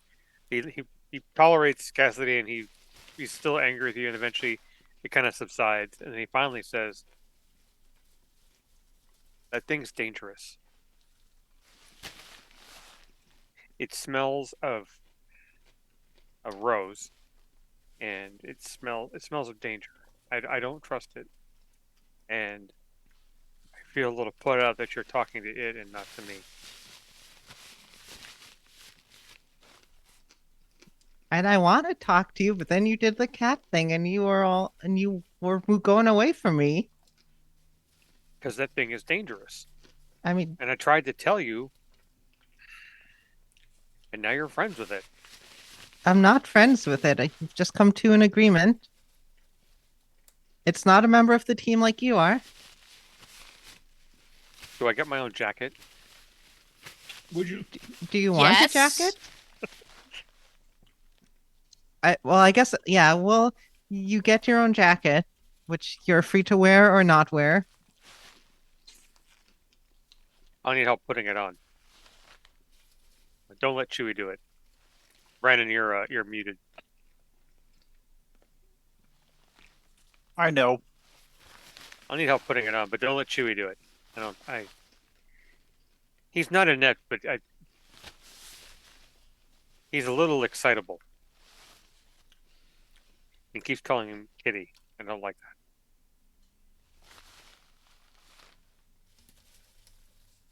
that. I know Chewie won't put on the jacket. Got it.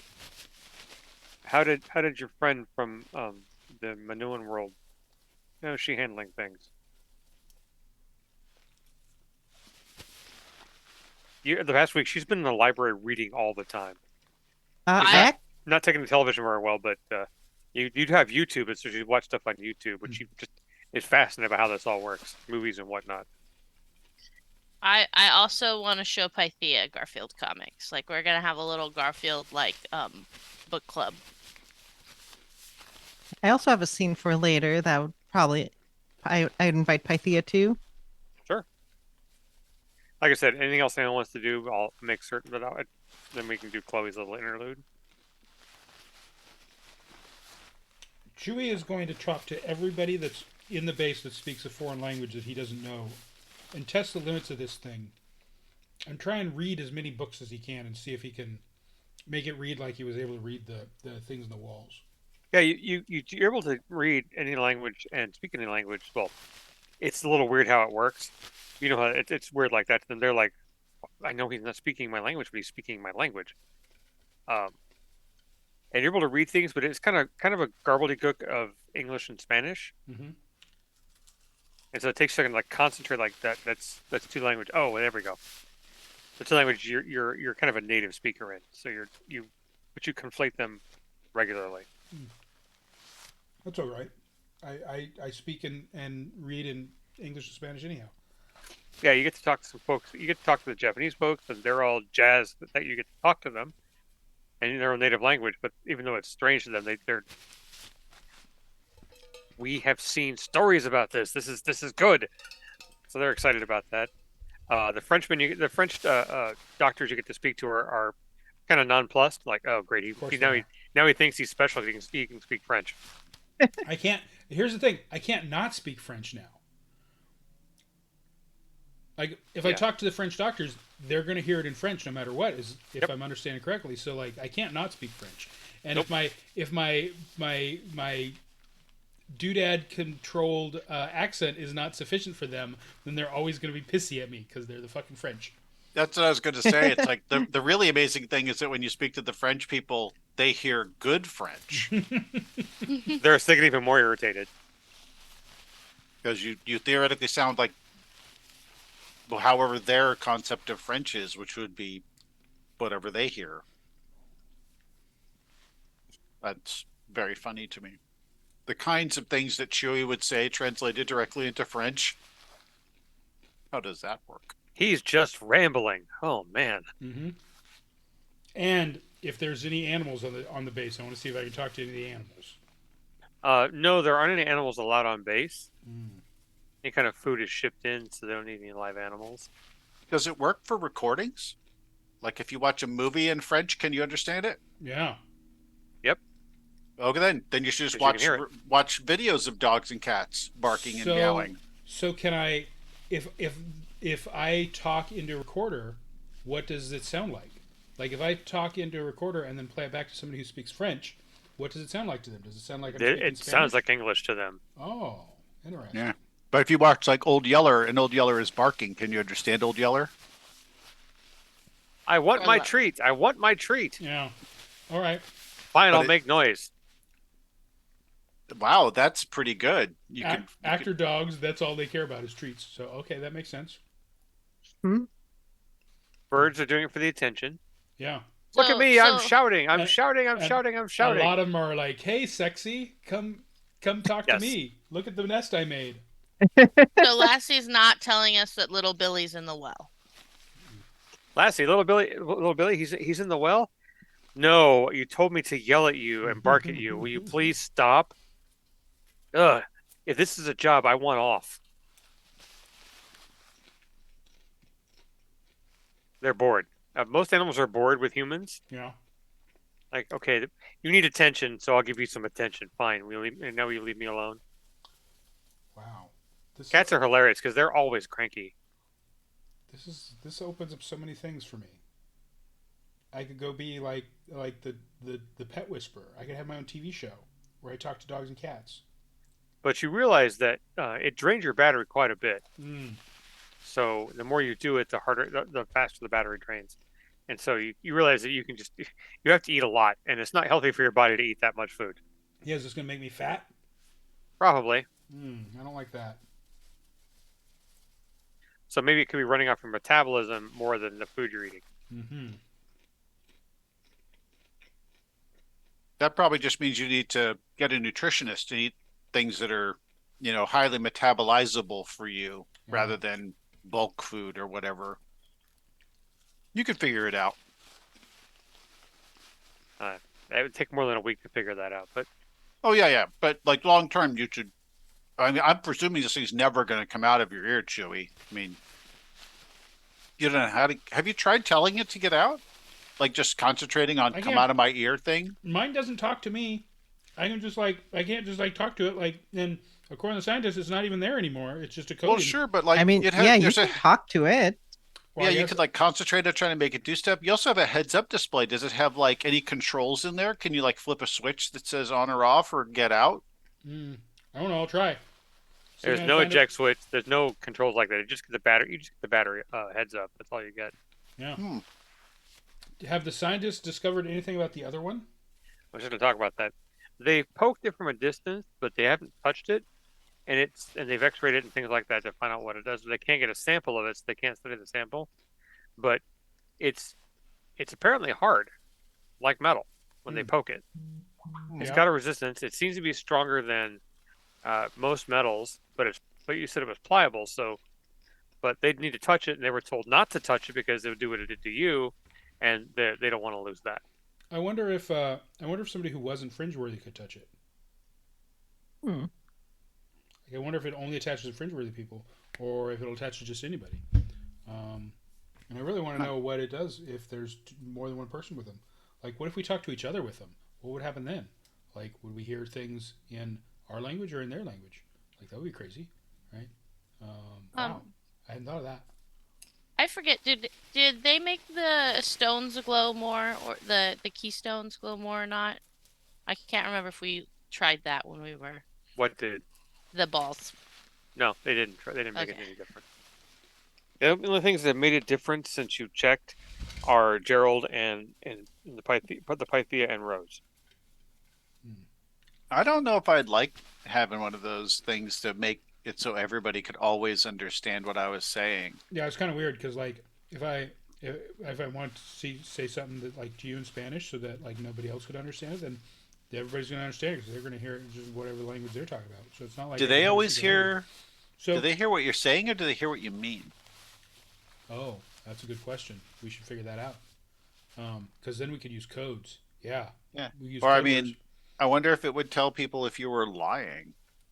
Like if Mm. you, I don't know, that just if you I- think one thing and say another thing, what do they hear? Yeah, try telling us a lie right now. All right. I have But, like- never stolen a car before.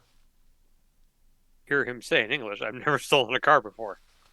I think it's more important would be like you're thinking one thing but saying another. Like, is it transmitting your thoughts? But I guess it's hard though to think one thing and say another thing. That's Oh. weird. Um, I don't know. Just seems like really strange. I'm really curious if regular dogs and cats can understand you. That'll be weird. I mean, also maybe they can understand you, but they don't care. so what Chewy is going to see if there's anybody on the base that knows sign language. And first he wants to find out if he can understand sign language. And then if he can't, he wants to learn sign language. Well, let's see. I hadn't thought about that. I mean, even if there isn't, somebody could just learn a phrase in sign language and do it in front of you. Sure, we'll just say that. A librarian is able to get a book on sign language and memorize a phrase, and when she has to finger spell it because learning the phrases is difficult to start with. Learning you can get singular word as someone who had to learn quickly. It's not easy because your hands off just a little bit. Yeah. My wife used to be a translator for sign language at the local community colleges, so there are stories about that. How like having to translate Japanese from Japanese class into sign language as a student was learning it. Hell on wheels. So, but you're able to get the gist of what they're trying to say because they're thinking it, obviously when they're giving it. So, if they say okay, or okay, then you understand what they're trying to say, but you're not actually you just understand it. You're not hearing anything. You just understand the concept because sign language is a concept language, not an actual verbiage kind of language. Right. All right, so Well, that doesn't help here's me. gonna blow your mind. One evening, Sadie will sit down with a piece of paper, and she'll make up from nothing 26 symbols as a substitution cipher, and then she'll write a message in it. She knows what it says, and I'll give it to Chewy and see if he can read it. Utter gobbledygook. Okay. Then we try letting him read something in a fake language, like the Star Wars language, something like that. That's all that is. It's a substitution cipher, but more people know it. Can he Reading read that is difficult, but if you hear someone reading it, that works. Okay, so Reading Galactic Basic is already difficult as it is, but those who can read it can read it. he Or you can't read. Disneyland, get a cheat card. He can't read a substitution cipher that I write, but he could read one that like more people know, like And a can fake speak and speak. He can if they speak it, he understands it. But it's again But if it's not only not a written, real language. if it's only So- written, he can't read that. Can he read Morse code? If it's on a piece of paper as dots and dashes, can he read it? Versus like if somebody dots it, like he listens to the beeping, can he understand it? Based on what I wrote, he can't understand that. Can he read like Tolkien Elvish or Klingon. Can I read Klingon? Klingon? We're gonna break the dungeon master. Yeah, you're gonna break me. I mean, should I'm this just just gonna be a say research I'm roll? just gonna say no. No, it's okay. I'm gonna say that kind of languages, no, they're not a regular spoken language, and people don't necessarily communicate enough to be strong enough to understand. We'll leave it at that. Okay. Well, I mean, it's such a cool idea. Nobody thinks in those languages. Nobody's inner monologue is in English or is in Elvish or Klingon. If Yeah, you but spoke like- to Tolkien, you could understand Elvish. Maybe. Yeah. I was wondering about the fact that like you could read things, right? No. That seemed like it had some potential for shenanigans. Wow, this is really cool. So Sadie calls her mom to say like, I haven't called you in a month. This because I was on a mission and I couldn't call you. She knows that I go through the fringe paths because that's public knowledge. Yes, it is public knowledge. So I was on other planets. It was cool. I can't tell you anything about it because it's all secret. Which my mom gets real upset about and then says it's okay because that's what Dad used to say when he was in the service. He couldn't tell her what he was doing. So she doesn't like that very much, but she's okay with it. She'll ask if she can send you food if you're gonna be on base for a while. She can send you food. She can send me anything, and I assume there are addresses where people can send us mail or packages, and they get forwarded up here on a C-130 with skis on the bottom or something. Yeah, they'll send your stuff from your family, but any fan mail gets sent to a processing center. Yeah, Because you're gonna have fan mail because your names are known. but yeah, I'll talk to my mom, and maybe whatever close friends that I have in places that I want to tell them I'm still alive and everything's cool. Yeah, your mom mentions that they have security at the house now because people have been trying to find out who they are because your name's known through the media, and so we've had problems with that. But not anymore. The UN sends security, and they're very nice men. Yeah, I thought I was famous before. I guess this is real famous. Well, they said it's dangerous famous. Yeah, that's true. It's there have been dangerous things. It is a dangerous job, but I mean, I was getting punched and kicked every day for a living before, so I guess I can't complain too much. But Well, yeah, it's something about secret information, and they want to make sure all governments get it fairly, and so that way no one gets an advantage. Thinking someone would tell me anything. Well, they didn't tell me anything while you were gone, so and I thought you'd abandon us, but we survived. We're fine. We're all fine now. It's okay. We miss you terribly. So And I wish you'd after come home. yes, Sadie does not live with her mom. Doesn't matter. She still wishes you'd come home. She wants me to visit her. She lives in Germany, but I don't. I go to France instead. That really bugs her. So when Sadie gets finished up, though, she'll encourage everybody else to call their families, especially Chewie. Oh, Chewie will call his mom and his aunt for sure. Because of you've been gone course. for a long time. They're super happy to talk to you. They heard that that your team went on a mission, but they haven't heard anything ever since. And so, I tell you him would all just- about it. Every single fucking detail Chewie shares with his mom and his aunt. And I'm sure that there are people listening in and they're getting angry that he's doing this, but he can't help it because he loves his mom and his aunt so much, and he shares everything with them. Can't lie to your mom. So 20 minutes into your call, the lieutenant walks in like, "Hey, we told you not to share information. But We can it's hear my- everything you're saying. But my mom won't tell anybody. Someone could be listening to your mom's phone." Well, Like, well, And we can't stop that all the time.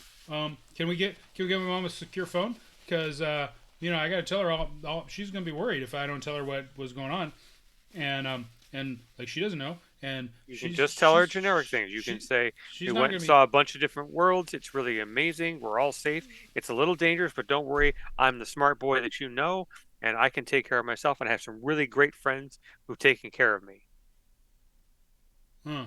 We're asking you to be smart about this because if any information gets out to other governments, they're going to have a leg up on everybody else. And we agreed by treaty through the UN that we can't give advantage to anyone else or other, even if you are American. And I'm sorry that you're American in that regard, but we have to make certain everyone gets the same information and everything gets shared properly. We don't want someone to get an advantage over someone else. We're very careful with the United States because you know how information gets leaked out, and it's definitely a concern for us. So please just be careful. All right. Anyhow, Mom, it was really great. I got all kinds of cool stuff, and I got a thing in my ear, and I can talk to dogs now. And Lieutenant grabs a chair and sits down in the room with you and just stares. All right, Mom. I'll talk to you later.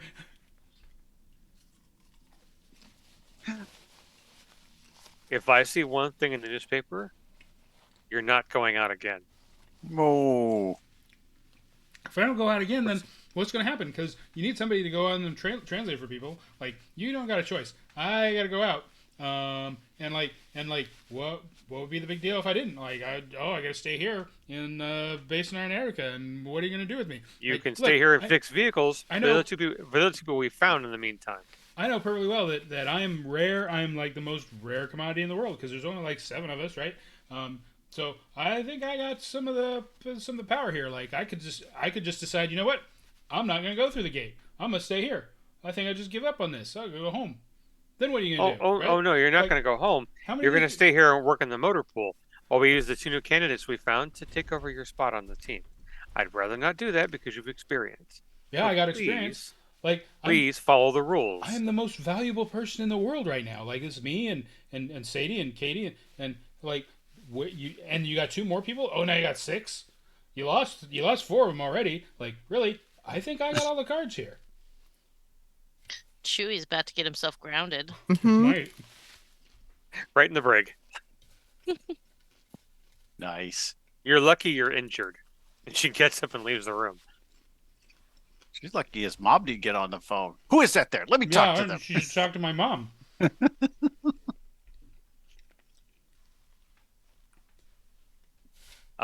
Actually, later that day, the team has been analyzing the stuff you brought back, and I mentioned the good silver ball and a few other things. The vase, they aren't sure what it does, but it's incredibly light metal, but it's also incredibly dense, Holds and forward. that excites them dramatically. Did anyone like tip it over and think really hard about mayonnaise? Did we try that? No, Well, the most important thing about the vase is that we can't show them the stuff that's on the other side of the gate because they can't go there. But we can tell them this is the stuff that the platform is made out of on the other side of the gate. And they would love to see that, but they can't because they can't go there. So here's some of it. I don't know, put it into one of those metal analyzing lasers or something. Yeah, they're going to keep testing it in the meantime. They haven't found out much information, but like I said, other than it's light and really dense than any metal on Earth. And so, of course, they're tickled pink about it. It's made out of something that they've never seen before, which I guess doesn't surprise us, but I was curious if it would be something they could identify. Like I don't know. We hit it with the sledgehammer and it didn't bend or mash. Well, sure. Science! We could have done that testing. It is Yeah, somehow. They have determined that it is somehow lightweight and dense, which in and of itself makes it an impossible material. Yes. They are stunned by that. So, that's a big deal. It's metallic hydrogen. Oh, yes. We're sorry. And the stuff you brought back, that's manure probably from a horse or a cow. That doesn't surprise me. It was a gold mine, so they could have had a mule down there or Maybe a something. mule. Yeah. Or a little burrow. Lieutenant asked you to check and see if anyone from Team 3 is there. If it's horse manure, they took horses with them. So It Oh. could be a possibility that they're there. Could they analyze the DNA in the poop and see if it matches any of the horses? We're working on that still. We don't have an actual sample of the horses. We're trying to talk to the breeder and see if we can get an actual sample. Oh But I yeah. don't think even she has one because again, Well, no, but they know if they know who the horse's parents are, then they Yeah. could match the DNA because they would have parental DNA. That's how I mean, I had a friend who, like this lady, said that that was his kid, and I mean, you know how that goes. yeah, we can try and Jerry Springer it, but we're waiting on the data to I come back. mean, she'd know who studied them for. She'd know. She'd have that data. She'd have Well, their.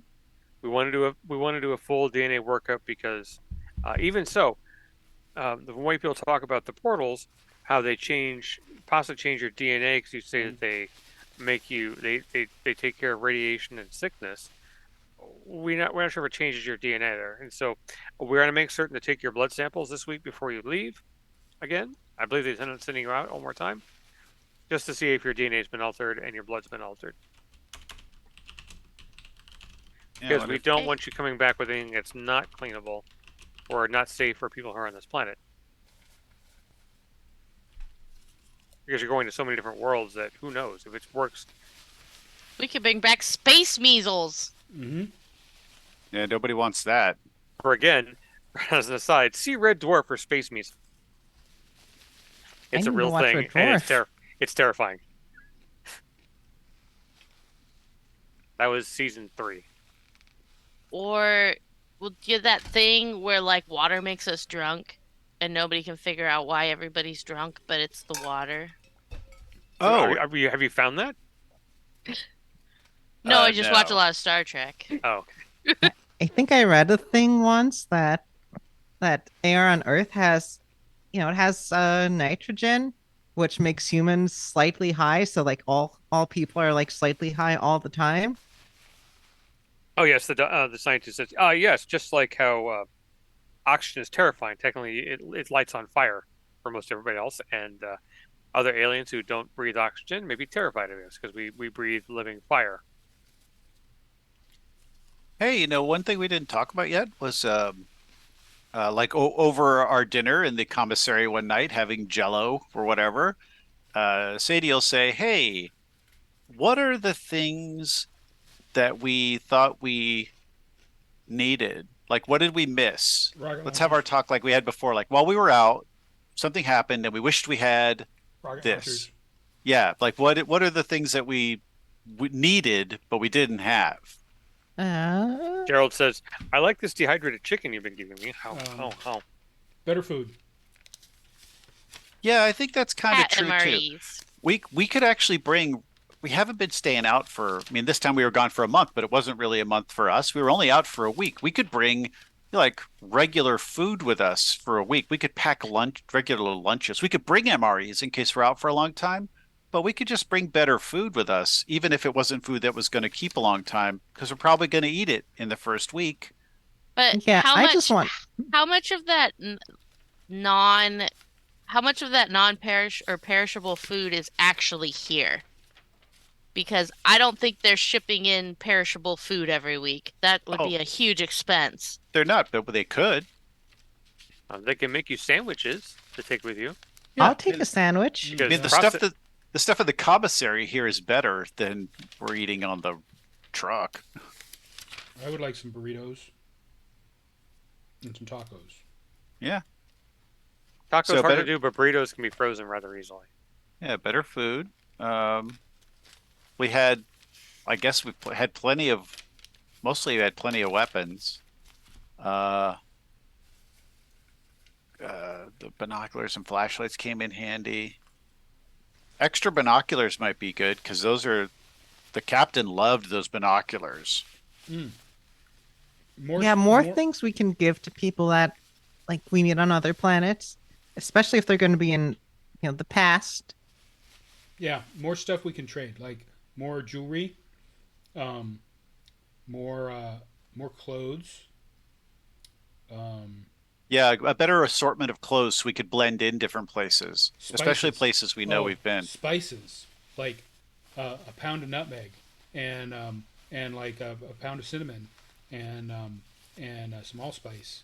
Sure. and, I'll and just some write down cayenne, spices and some so cayenne somebody can pepper, figure it out. and I already some. had cayenne pepper. I brought it in case the food was bland. Oh yeah, but I mean like a bunch, like pounds of it, because that's like worth more than gold to old people.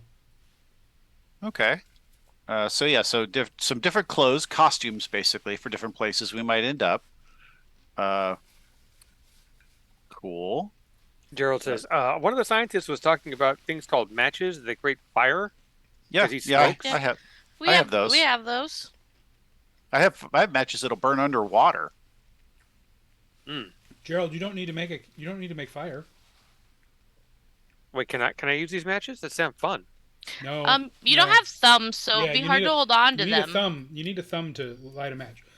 Plus, your food's already cooked. It comes out of can cooked, so don't worry about it. You don't need to cook Yeah. nothing. You don't need fire. Here, you want to see how a match works? Hacha. Yeah, I need to be able to do that. Also, I just have a lighter, and I'll show them the Oh, yeah. Zippo. I mean, don't really even need matches if you got one of these. No, Oh, Gato, you would you, don't. would you open it and don't- set it on the floor for me? You do not need No. fire. Could hurt yourself. No, no, Gerald, I can do this. Gerald, how old are you? Look, you can make fire. I'm jealous. I want to try. You're a psychic talking cat. Yes, and you can set fire to things at will. I mean, not really at will. Not everything is as flammable as you think Can't it is. can't you make fire with your brain like on the movies? He just hisses at you, and Yeah. it's not a nice word. But actually, that's another thing we need to bring is a specifically better food for Gerald. Lots So of food for Gerald. yeah, so I'll write down cat food, but I don't mean like regular cat food. I mean food for our cat. No, but don't. I'm gonna write this down and not make sure that Gerald can't see it, but I'm gonna show it to Cassidy. Catnip. A lot, Oh, that's fucked up. a lot of catnip. Some cats don't actually go for like catnip, though. 30% of cats, it has no effect on them, but we should find out. Yeah, maybe we brought whiskey for us. Hmm. Um, did we need any other? Did we actually have grenades already? Yes. Okay, so we already had grenades. We didn't end up needing them, but we did have them. Uh, We need riot shields. shields? Yeah. Yeah, better armor would be good, especially if we're going to run into more people who can shoot lightning death beams. Well, I have undergarment that's made of Kevlar that I wear. It's like a long shirt, and then I wear a regular U.S. like military issue light or like a police issue light vest, like a bulletproof vest over it when I have to, and a helmet. Uh, but I don't wear that all the time. But when we're going into trouble, I have it. Uh, it's a little heavy though. Hmm. That might be a problem. We actually out of character. We never did actually like fuss with the encumbrance system, but like armor is a little heavy. It also subtracts from your physical skills. So if you're wearing armor, you get a penalty to some kinds of rolls. It's like 5 or 10% or something. But totally worth it if he gets shot. But it wouldn't have helped Chewie, for example, who got burned legs. On fire. Yeah, that it doesn't. It's not a fireproof suit, Fireproof and pants. yeah, and I'm not wearing armored pants, and probably neither are We you. all need the little racing suits that drag racers wear so that we don't catch on fire. I don't. Those are really hot though. That's the problem. It's like all Sooner or that later, stuff. you guys look like the younger son from A Christmas Story. Hmm. Yeah. Can't put my arms down. And So- Can't put my arms down. I think we want to start taking at least the bikes when we go through the gate so we can bring more things. Okay. I want to get one of those little vests that I can stick all the things on my chest and have all my gadgets. Gear vest. Yeah. Yeah. Yeah. I have. It's Sadie got has pockets. Sadie has like an LC1 harness, like a military. It's a military web belt with the suspenders with the packets on it. That's what she wears over her stuff. and it's because it's everything is attached to it. Like when we were at the hotel on the slave planet, she just took off her belt and her harness and put it in the the carry-all bag. And then when she needed to suit up, she just pulled that out and everything was already attached to it. And she just put it on. So that's good stuff. Okay, so I wrote down gear vest. But like, was there like that's just like regular gear? Like there was there anything we really needed that we didn't have?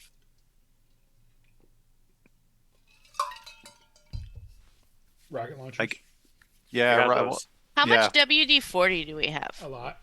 Yeah, yeah, yeah. Yes, Do we have tons of. WD-40? Yes. Oh yeah, Okay. yeah. One I case of literally WD-40. put it on my list. Okay. You have 24 bottles. And we have a case of duct tape and a ton of WD-40. Yeah, I think we have the stuff we need. We just didn't bring it with us when we needed it. Yeah. We Yeah, left a lot so of it on the here's- truck. So here's one. Remember when we were trying to give people some like share food with people, but like they didn't like the things we were giving them because they were too salty or it's way too sweet? We should bring some trading food that we think people with much simpler, diets would like. And I don't know what that is, but like we can ask somebody in the Bagels? military. Plain bagels. I mean, probably bagels are hard to carry around and stay fresh, but like I don't know, a kind of candy that's not as sweet or something. I don't know. I don't have a great idea for it, but like something we should think about it. Well, that's why I was saying spices. Spices are good, but you can't like give somebody a spice to like share Mm. food together. Like that's a thing, right? You offer somebody something to eat, then you're making friends. Lambus bread. The cook, if you ask about things like that, one of the cooks will mention, well, fried bread will keep for a while, as well as bread without yeast in it. So we can do unleavened bread. That's not hard to do. And bagels will work, like you said. They'll keep a lot longer than fresh bread will, Okay. unless there's mold on the platforms. And I don't know how long it'll keep. Yeah, I don't Just know. like What about shortbread cookies or butter cookies. Yeah, very very mild cookies. That's a great idea. They Butter have a cookies, little. butter cookies, you put them in that sewing tin and they're good Mhm. forever. Yeah, they have like they have a little sweet. They're tasty, but they're not overwhelming. I've Yeah, got good two idea. tins of butter cookies you can have, and I'll order more on the Minnesotans. next shipment. So 2 tins of butter cookies. um, You can scrape the sugar off the top of them. I've actually labeled them. I label them butter cookies, not sewing supplies.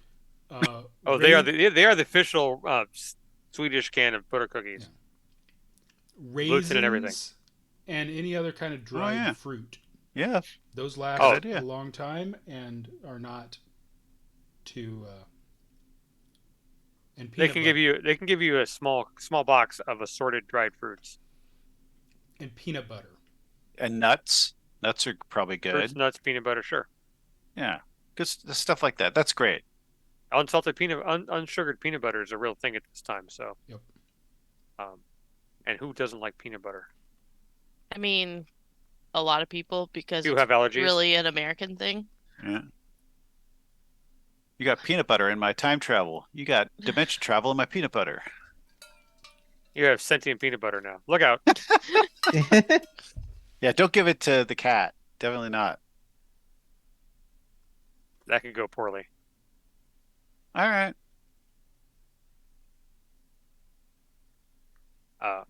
So as Chewie's legs have gotten a lot better over the past week, and the burn still, they still got to kind of bandage it every day, but you will say your leg is healed. Officially, at this point, you get 3 points back at the end of the week. All right. So your leg should be fully healed at that point, I believe. Is it scarred? Yeah, it's scarred. So Chloe, can you like do anything about the scar? Can you ask the headband to be like, hey, let's fix this up and get the scars away? Because I mean, like the girls like scars and all, but this is pretty gross. Like it's nasty. Like, look at all that. Like, oh, it's kind of messed up. I think Lola will try it, but she'll try it without the headband. Okay, See you if try she to do can- you try with that headband. You're not going to be able to. You try and you concentrate hard, but you can't do it. You think so hard, you feel like you're getting a nosebleed. But it's just not working. Are you like like if I do it, then I think the headband's gonna get maybe stronger. I think that's usually how this works. Hmm. Well, like you know that Lord of the Rings movie? If Uh, you use the ring, then you get ring wraiths trying to eat you. I didn't pay too much attention to that movie. hmm. That makes sense. Like, because if I had a ring that made me invisible, I would use it all the time. I'd be like, hey, oh no, here comes the cops. I'd be like, oh nope, cops can't see me because I got an invisible ring, and then I'd just be like, oh yeah, I'll just go over here and I'll just be like, hey, what are you gonna do? Because I got an invisible ring. I wonder if you could understand like cop radio talk, like when they say 10:30 or whatever they say. Like, would Hmm. you understand that? Like it was a language? Huh. I mean, Uh, a list of what all those things mean isn't hard to find. well, yeah, but I mean, like, would he just know even though he doesn't know, right? Because of the thing. I don't know how to cop brains work. Uh, it's a mystery. All right. Well, look, I'll maybe once we get to know this headband better, I like I figure it can probably heal old scars too. And you have one leg that looks good and one leg that's scarred, I guess. Yeah. But this leg they told you like is just really perfect. Like all your bones don't have any nicks or chips or cracks or anything. It's just, Yeah. oh, that's pretty cool. Because he ate his Wheaties. Yeah. Well, I guess that means that the gate doesn't do that. The Yeah, portal because then, doesn't fix your bone chips. yeah, because then we'd all have perfect legs. Yeah. I mean, my legs are pretty good, but I won't say perfect. There's enough from the chat. If Chewie was invisible, cops could follow the rambling. Yeah, probably true. You wouldn't be able to shut up long enough to be invisible. That's absolutely 100% true. Oh man, that on. Good call. Points to the audience. You have to start using the whose line is it anyway method. 1,000 points to the audience. Points don't Uh, matter, but hey, good job. Like if you Points to really want me Gryffindor. to, I will.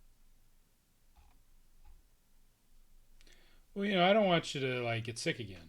So, like maybe when you come back, or when we got some downtime, or some other time when like we know it's safe that you can just like chill out afterwards, maybe have a nice break. Then you could do it then and fix my leg. But let's not do it while we're gonna go on a mission because that would be really terrible if you were sick and tired while we were going on a mission. So yeah, do it some other time. All right. Oh, also, I don't know if I don't think we've talked about it on screen, right? But I think the thing that Lola did want to do is head over to the chapel. I imagine there's some sort of like multi-faith chapel thing Yes, there sure is. on the base. One of the things on my character sheet's that Lola's a lapsed Catholic.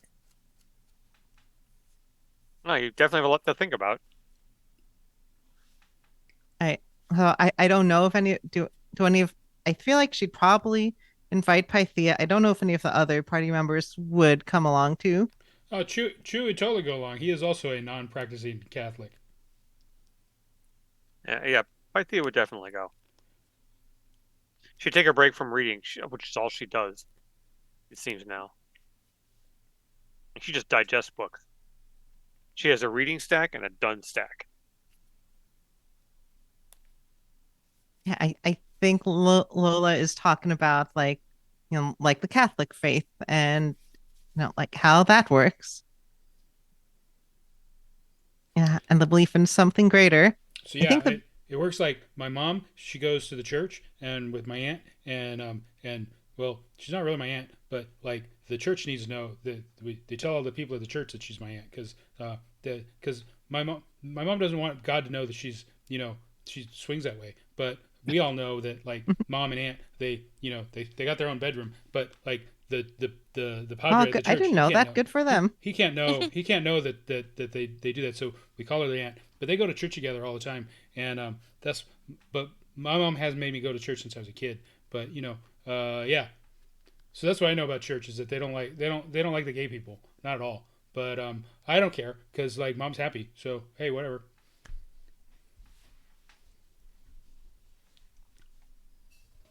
Yeah, I don't She's know.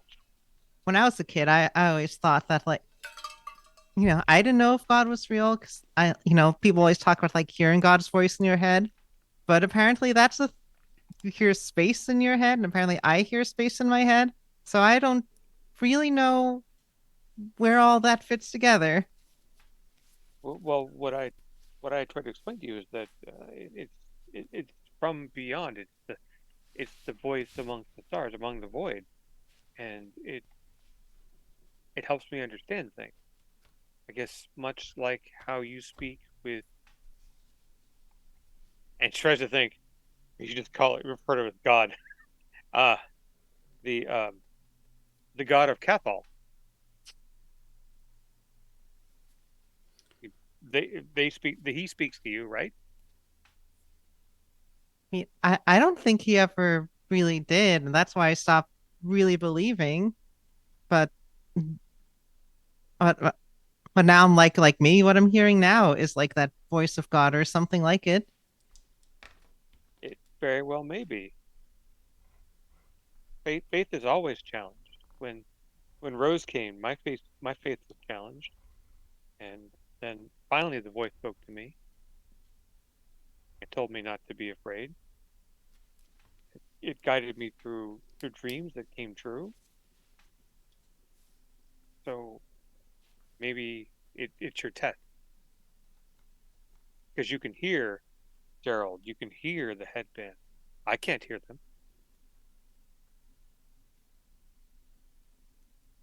Yeah, Chewie can hear and understand anybody or almost anything. So maybe that's his test too. well, since I'm hearing more and more things, I just want to make sure I'm listening to the right ones. There's always temptation and words we want to hear, not necessarily the words that we have to hear.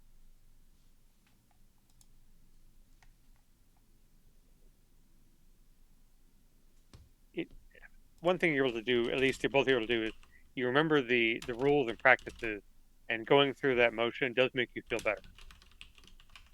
Even if you hadn't experienced it in a long time, you remember it from when you were a kid, and it kind of feels good to do them. Yeah, I think it's definitely comforting. It definitely feels familiar. It's like a grounding, Hmm. like ritual. And Pythia says, if you want, I'll show you my rituals, and maybe that'll help you too, if you want to learn. Yeah, yeah, please teach me. Maybe we need to set up a Pythia shrine in this room. Maybe we should. Maybe we should. We express a lot through art, and I know you were an artist, so maybe it is related. This voice speaks to some and doesn't speak to others, but it tells us all different things. So maybe that's your thing. Yeah, and I think Lola, like goes through the motions. I feel like there's probably not like a proper mass or anything. Oh, it's military. There is a proper mass.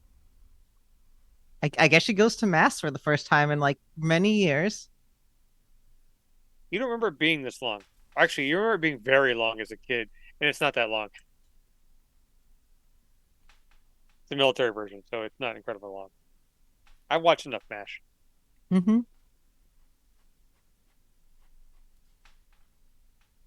What's Cassidy doing while this is going on?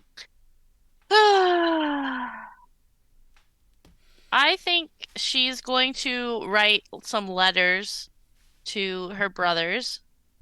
Um, they're not gonna. She knows the rules. You're not allowed to share anything. They're still gonna go through military Hmm. censorship. But there's definitely lots of little doodles like, yeah, I met a cat, but she doesn't say anything about like Gerald being I was gonna say psychedelic. Um He j- can be. about like just that like we went to this place and there was a cat and he was really cute and he followed us around. We fed him a lot of tuna. Um and there's little doodles of things and yeah. Then she So draws, see, like, here's a little picture. Here's a little picture of Gerald sleeping on the box of chapstick.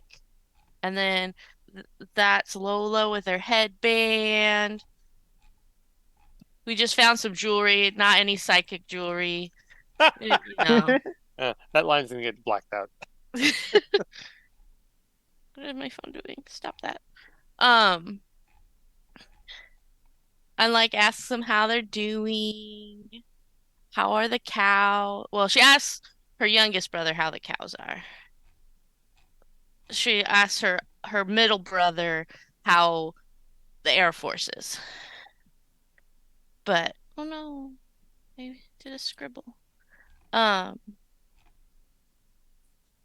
because she likes to write letters to them because it's kind of how they've kind of always done things since they've gotten older. That makes Because sense. yeah, And Sadie, so what are you working on after all this? Because they've mentioned you're gonna go out again soon. Yeah, Sadie, like I said, she checked in with her mom.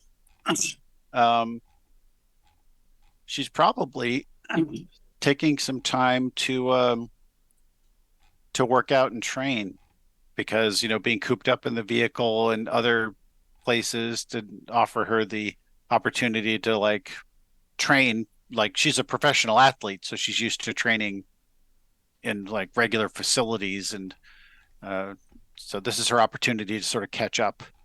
And also that's her um her mental health time. Working out is a stress reliever for her, and she has plenty of stress right now, so she'll work it out there. And yeah, and she also will talk to the rest of the team about various things because she's always coming up with some different weird question about, like, I don't know, did Gerald ever say how many other cats there were and stuff like that? Lots. He said he specifically used the word lots. So, but yeah, she's just enjoying not being out and in danger for a short time. Her father was in the special forces, and so uh, she has some understanding of the idea that you should enjoy your time off when you have a stressful job. As you finish that letter and you get it ready to be sent, there's a knock. There's a knock at your door, and when you answer it, it's General Stewart and the lieutenant as well. And he says, "Do you mind if we come in?" Sure. They come in. They close the door behind them. The general says, "I want to commend you and the rest of the team on a fine job done. I know you did your best, and hopefully there will be more information in the future. And we were going to send you out soon. However, we've had an issue. You remember Angus, one of the trainers who walked you through a lot of the survival techniques? He had an unfortunate mountaineering accident while on training duty in Australia. And we need someone to finish up with the 4 recruits we've found the time we've been gone. I think 1 or 2 are ready to go now. I'll have to check with our resources there. But we'd like to ask you to stay, you specifically, because of how you do what you do, and guide the rest of them through training. Would you be willing to do that? Well, sure. I mean, I really appreciated the training that we got from somebody who'd actually been on the fringe path.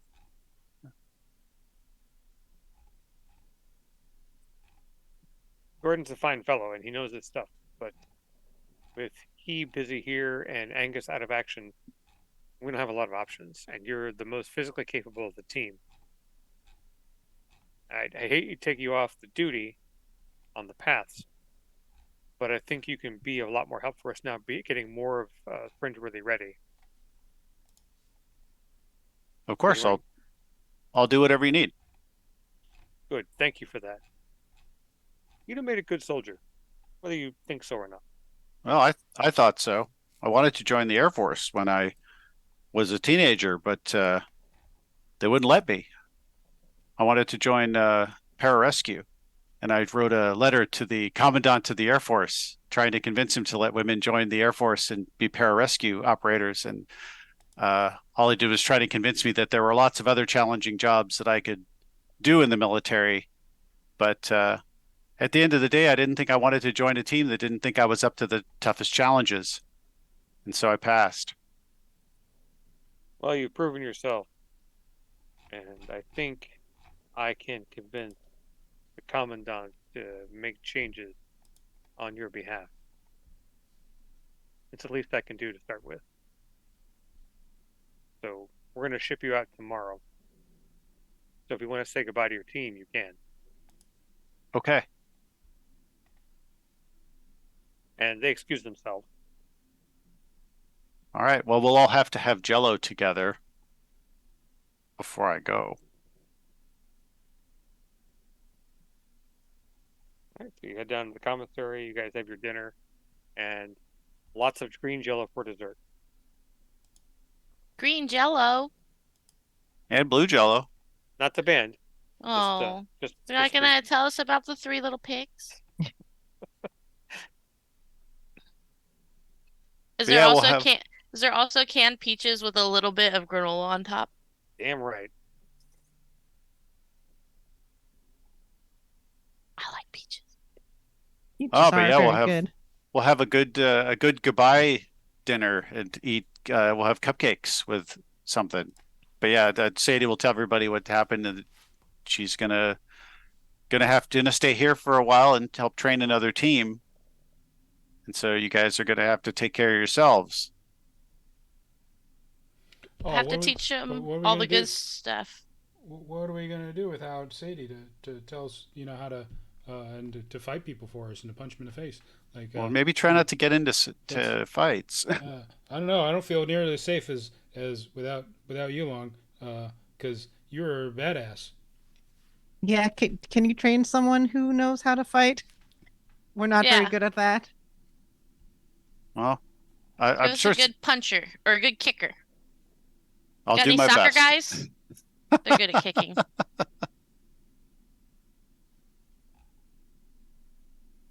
Oh, it's been fun, guys. I'm gonna miss you, but I'll be back, and I'll be around the base sometimes, and I'll see you. I mean, eventually, I guess. Hopefully, And we don't get eaten by those desert worm monsters. I'll spray paint your name on an alien planet for you. Thank you.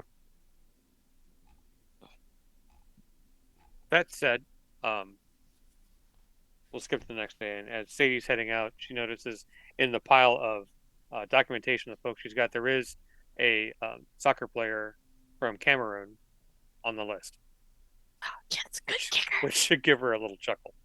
There you go. And I think with that, we're going to call it for the night. So we don't, and it gets in on a cliffhanger. It's kind of on a bittersweet note, but I will say that the reason why we're doing this is because Brandon can't play with us anymore for at least a while. Hopefully that Brandon will be back, play with us down the road. So we wanted to make sure and give Sadie a really good goodbye and show that she's not dead. I'm not going to kill off PCs for having to leave the game, and that she may be back someday. So we thank you for your time, Brandon, and we appreciate your exuberance and care for Fringeworthy since you've been wanting to play it for many years. Yeah, I big fan. appreciate it. So thank you for doing that. With that said, my name is Mike Leader. I've been your GM for Fringeworthy, and I've been in gaming for 40 years. I'm currently working on multiple projects. One is a LARP for slash tabletop for Magical Academy, so you can get your adult magic fix in eventually. We're going into beta in January. As soon as my team is done with their issues, we'll be working hard in the next few months to make that happen. And we do doing stuff at the local convention here in Los Angeles in February. And I'll pass that over to Chloe. Yeah, I'm Chloe. You can find me on co-host and Instagram at Chloe Serena. Um, I've nothing exciting, uh, nothing I'm plugging right now.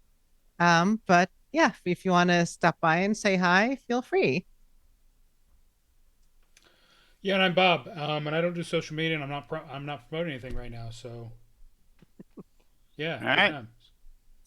I'm Brandon. It's been delightful playing in front of all of you and with all of you.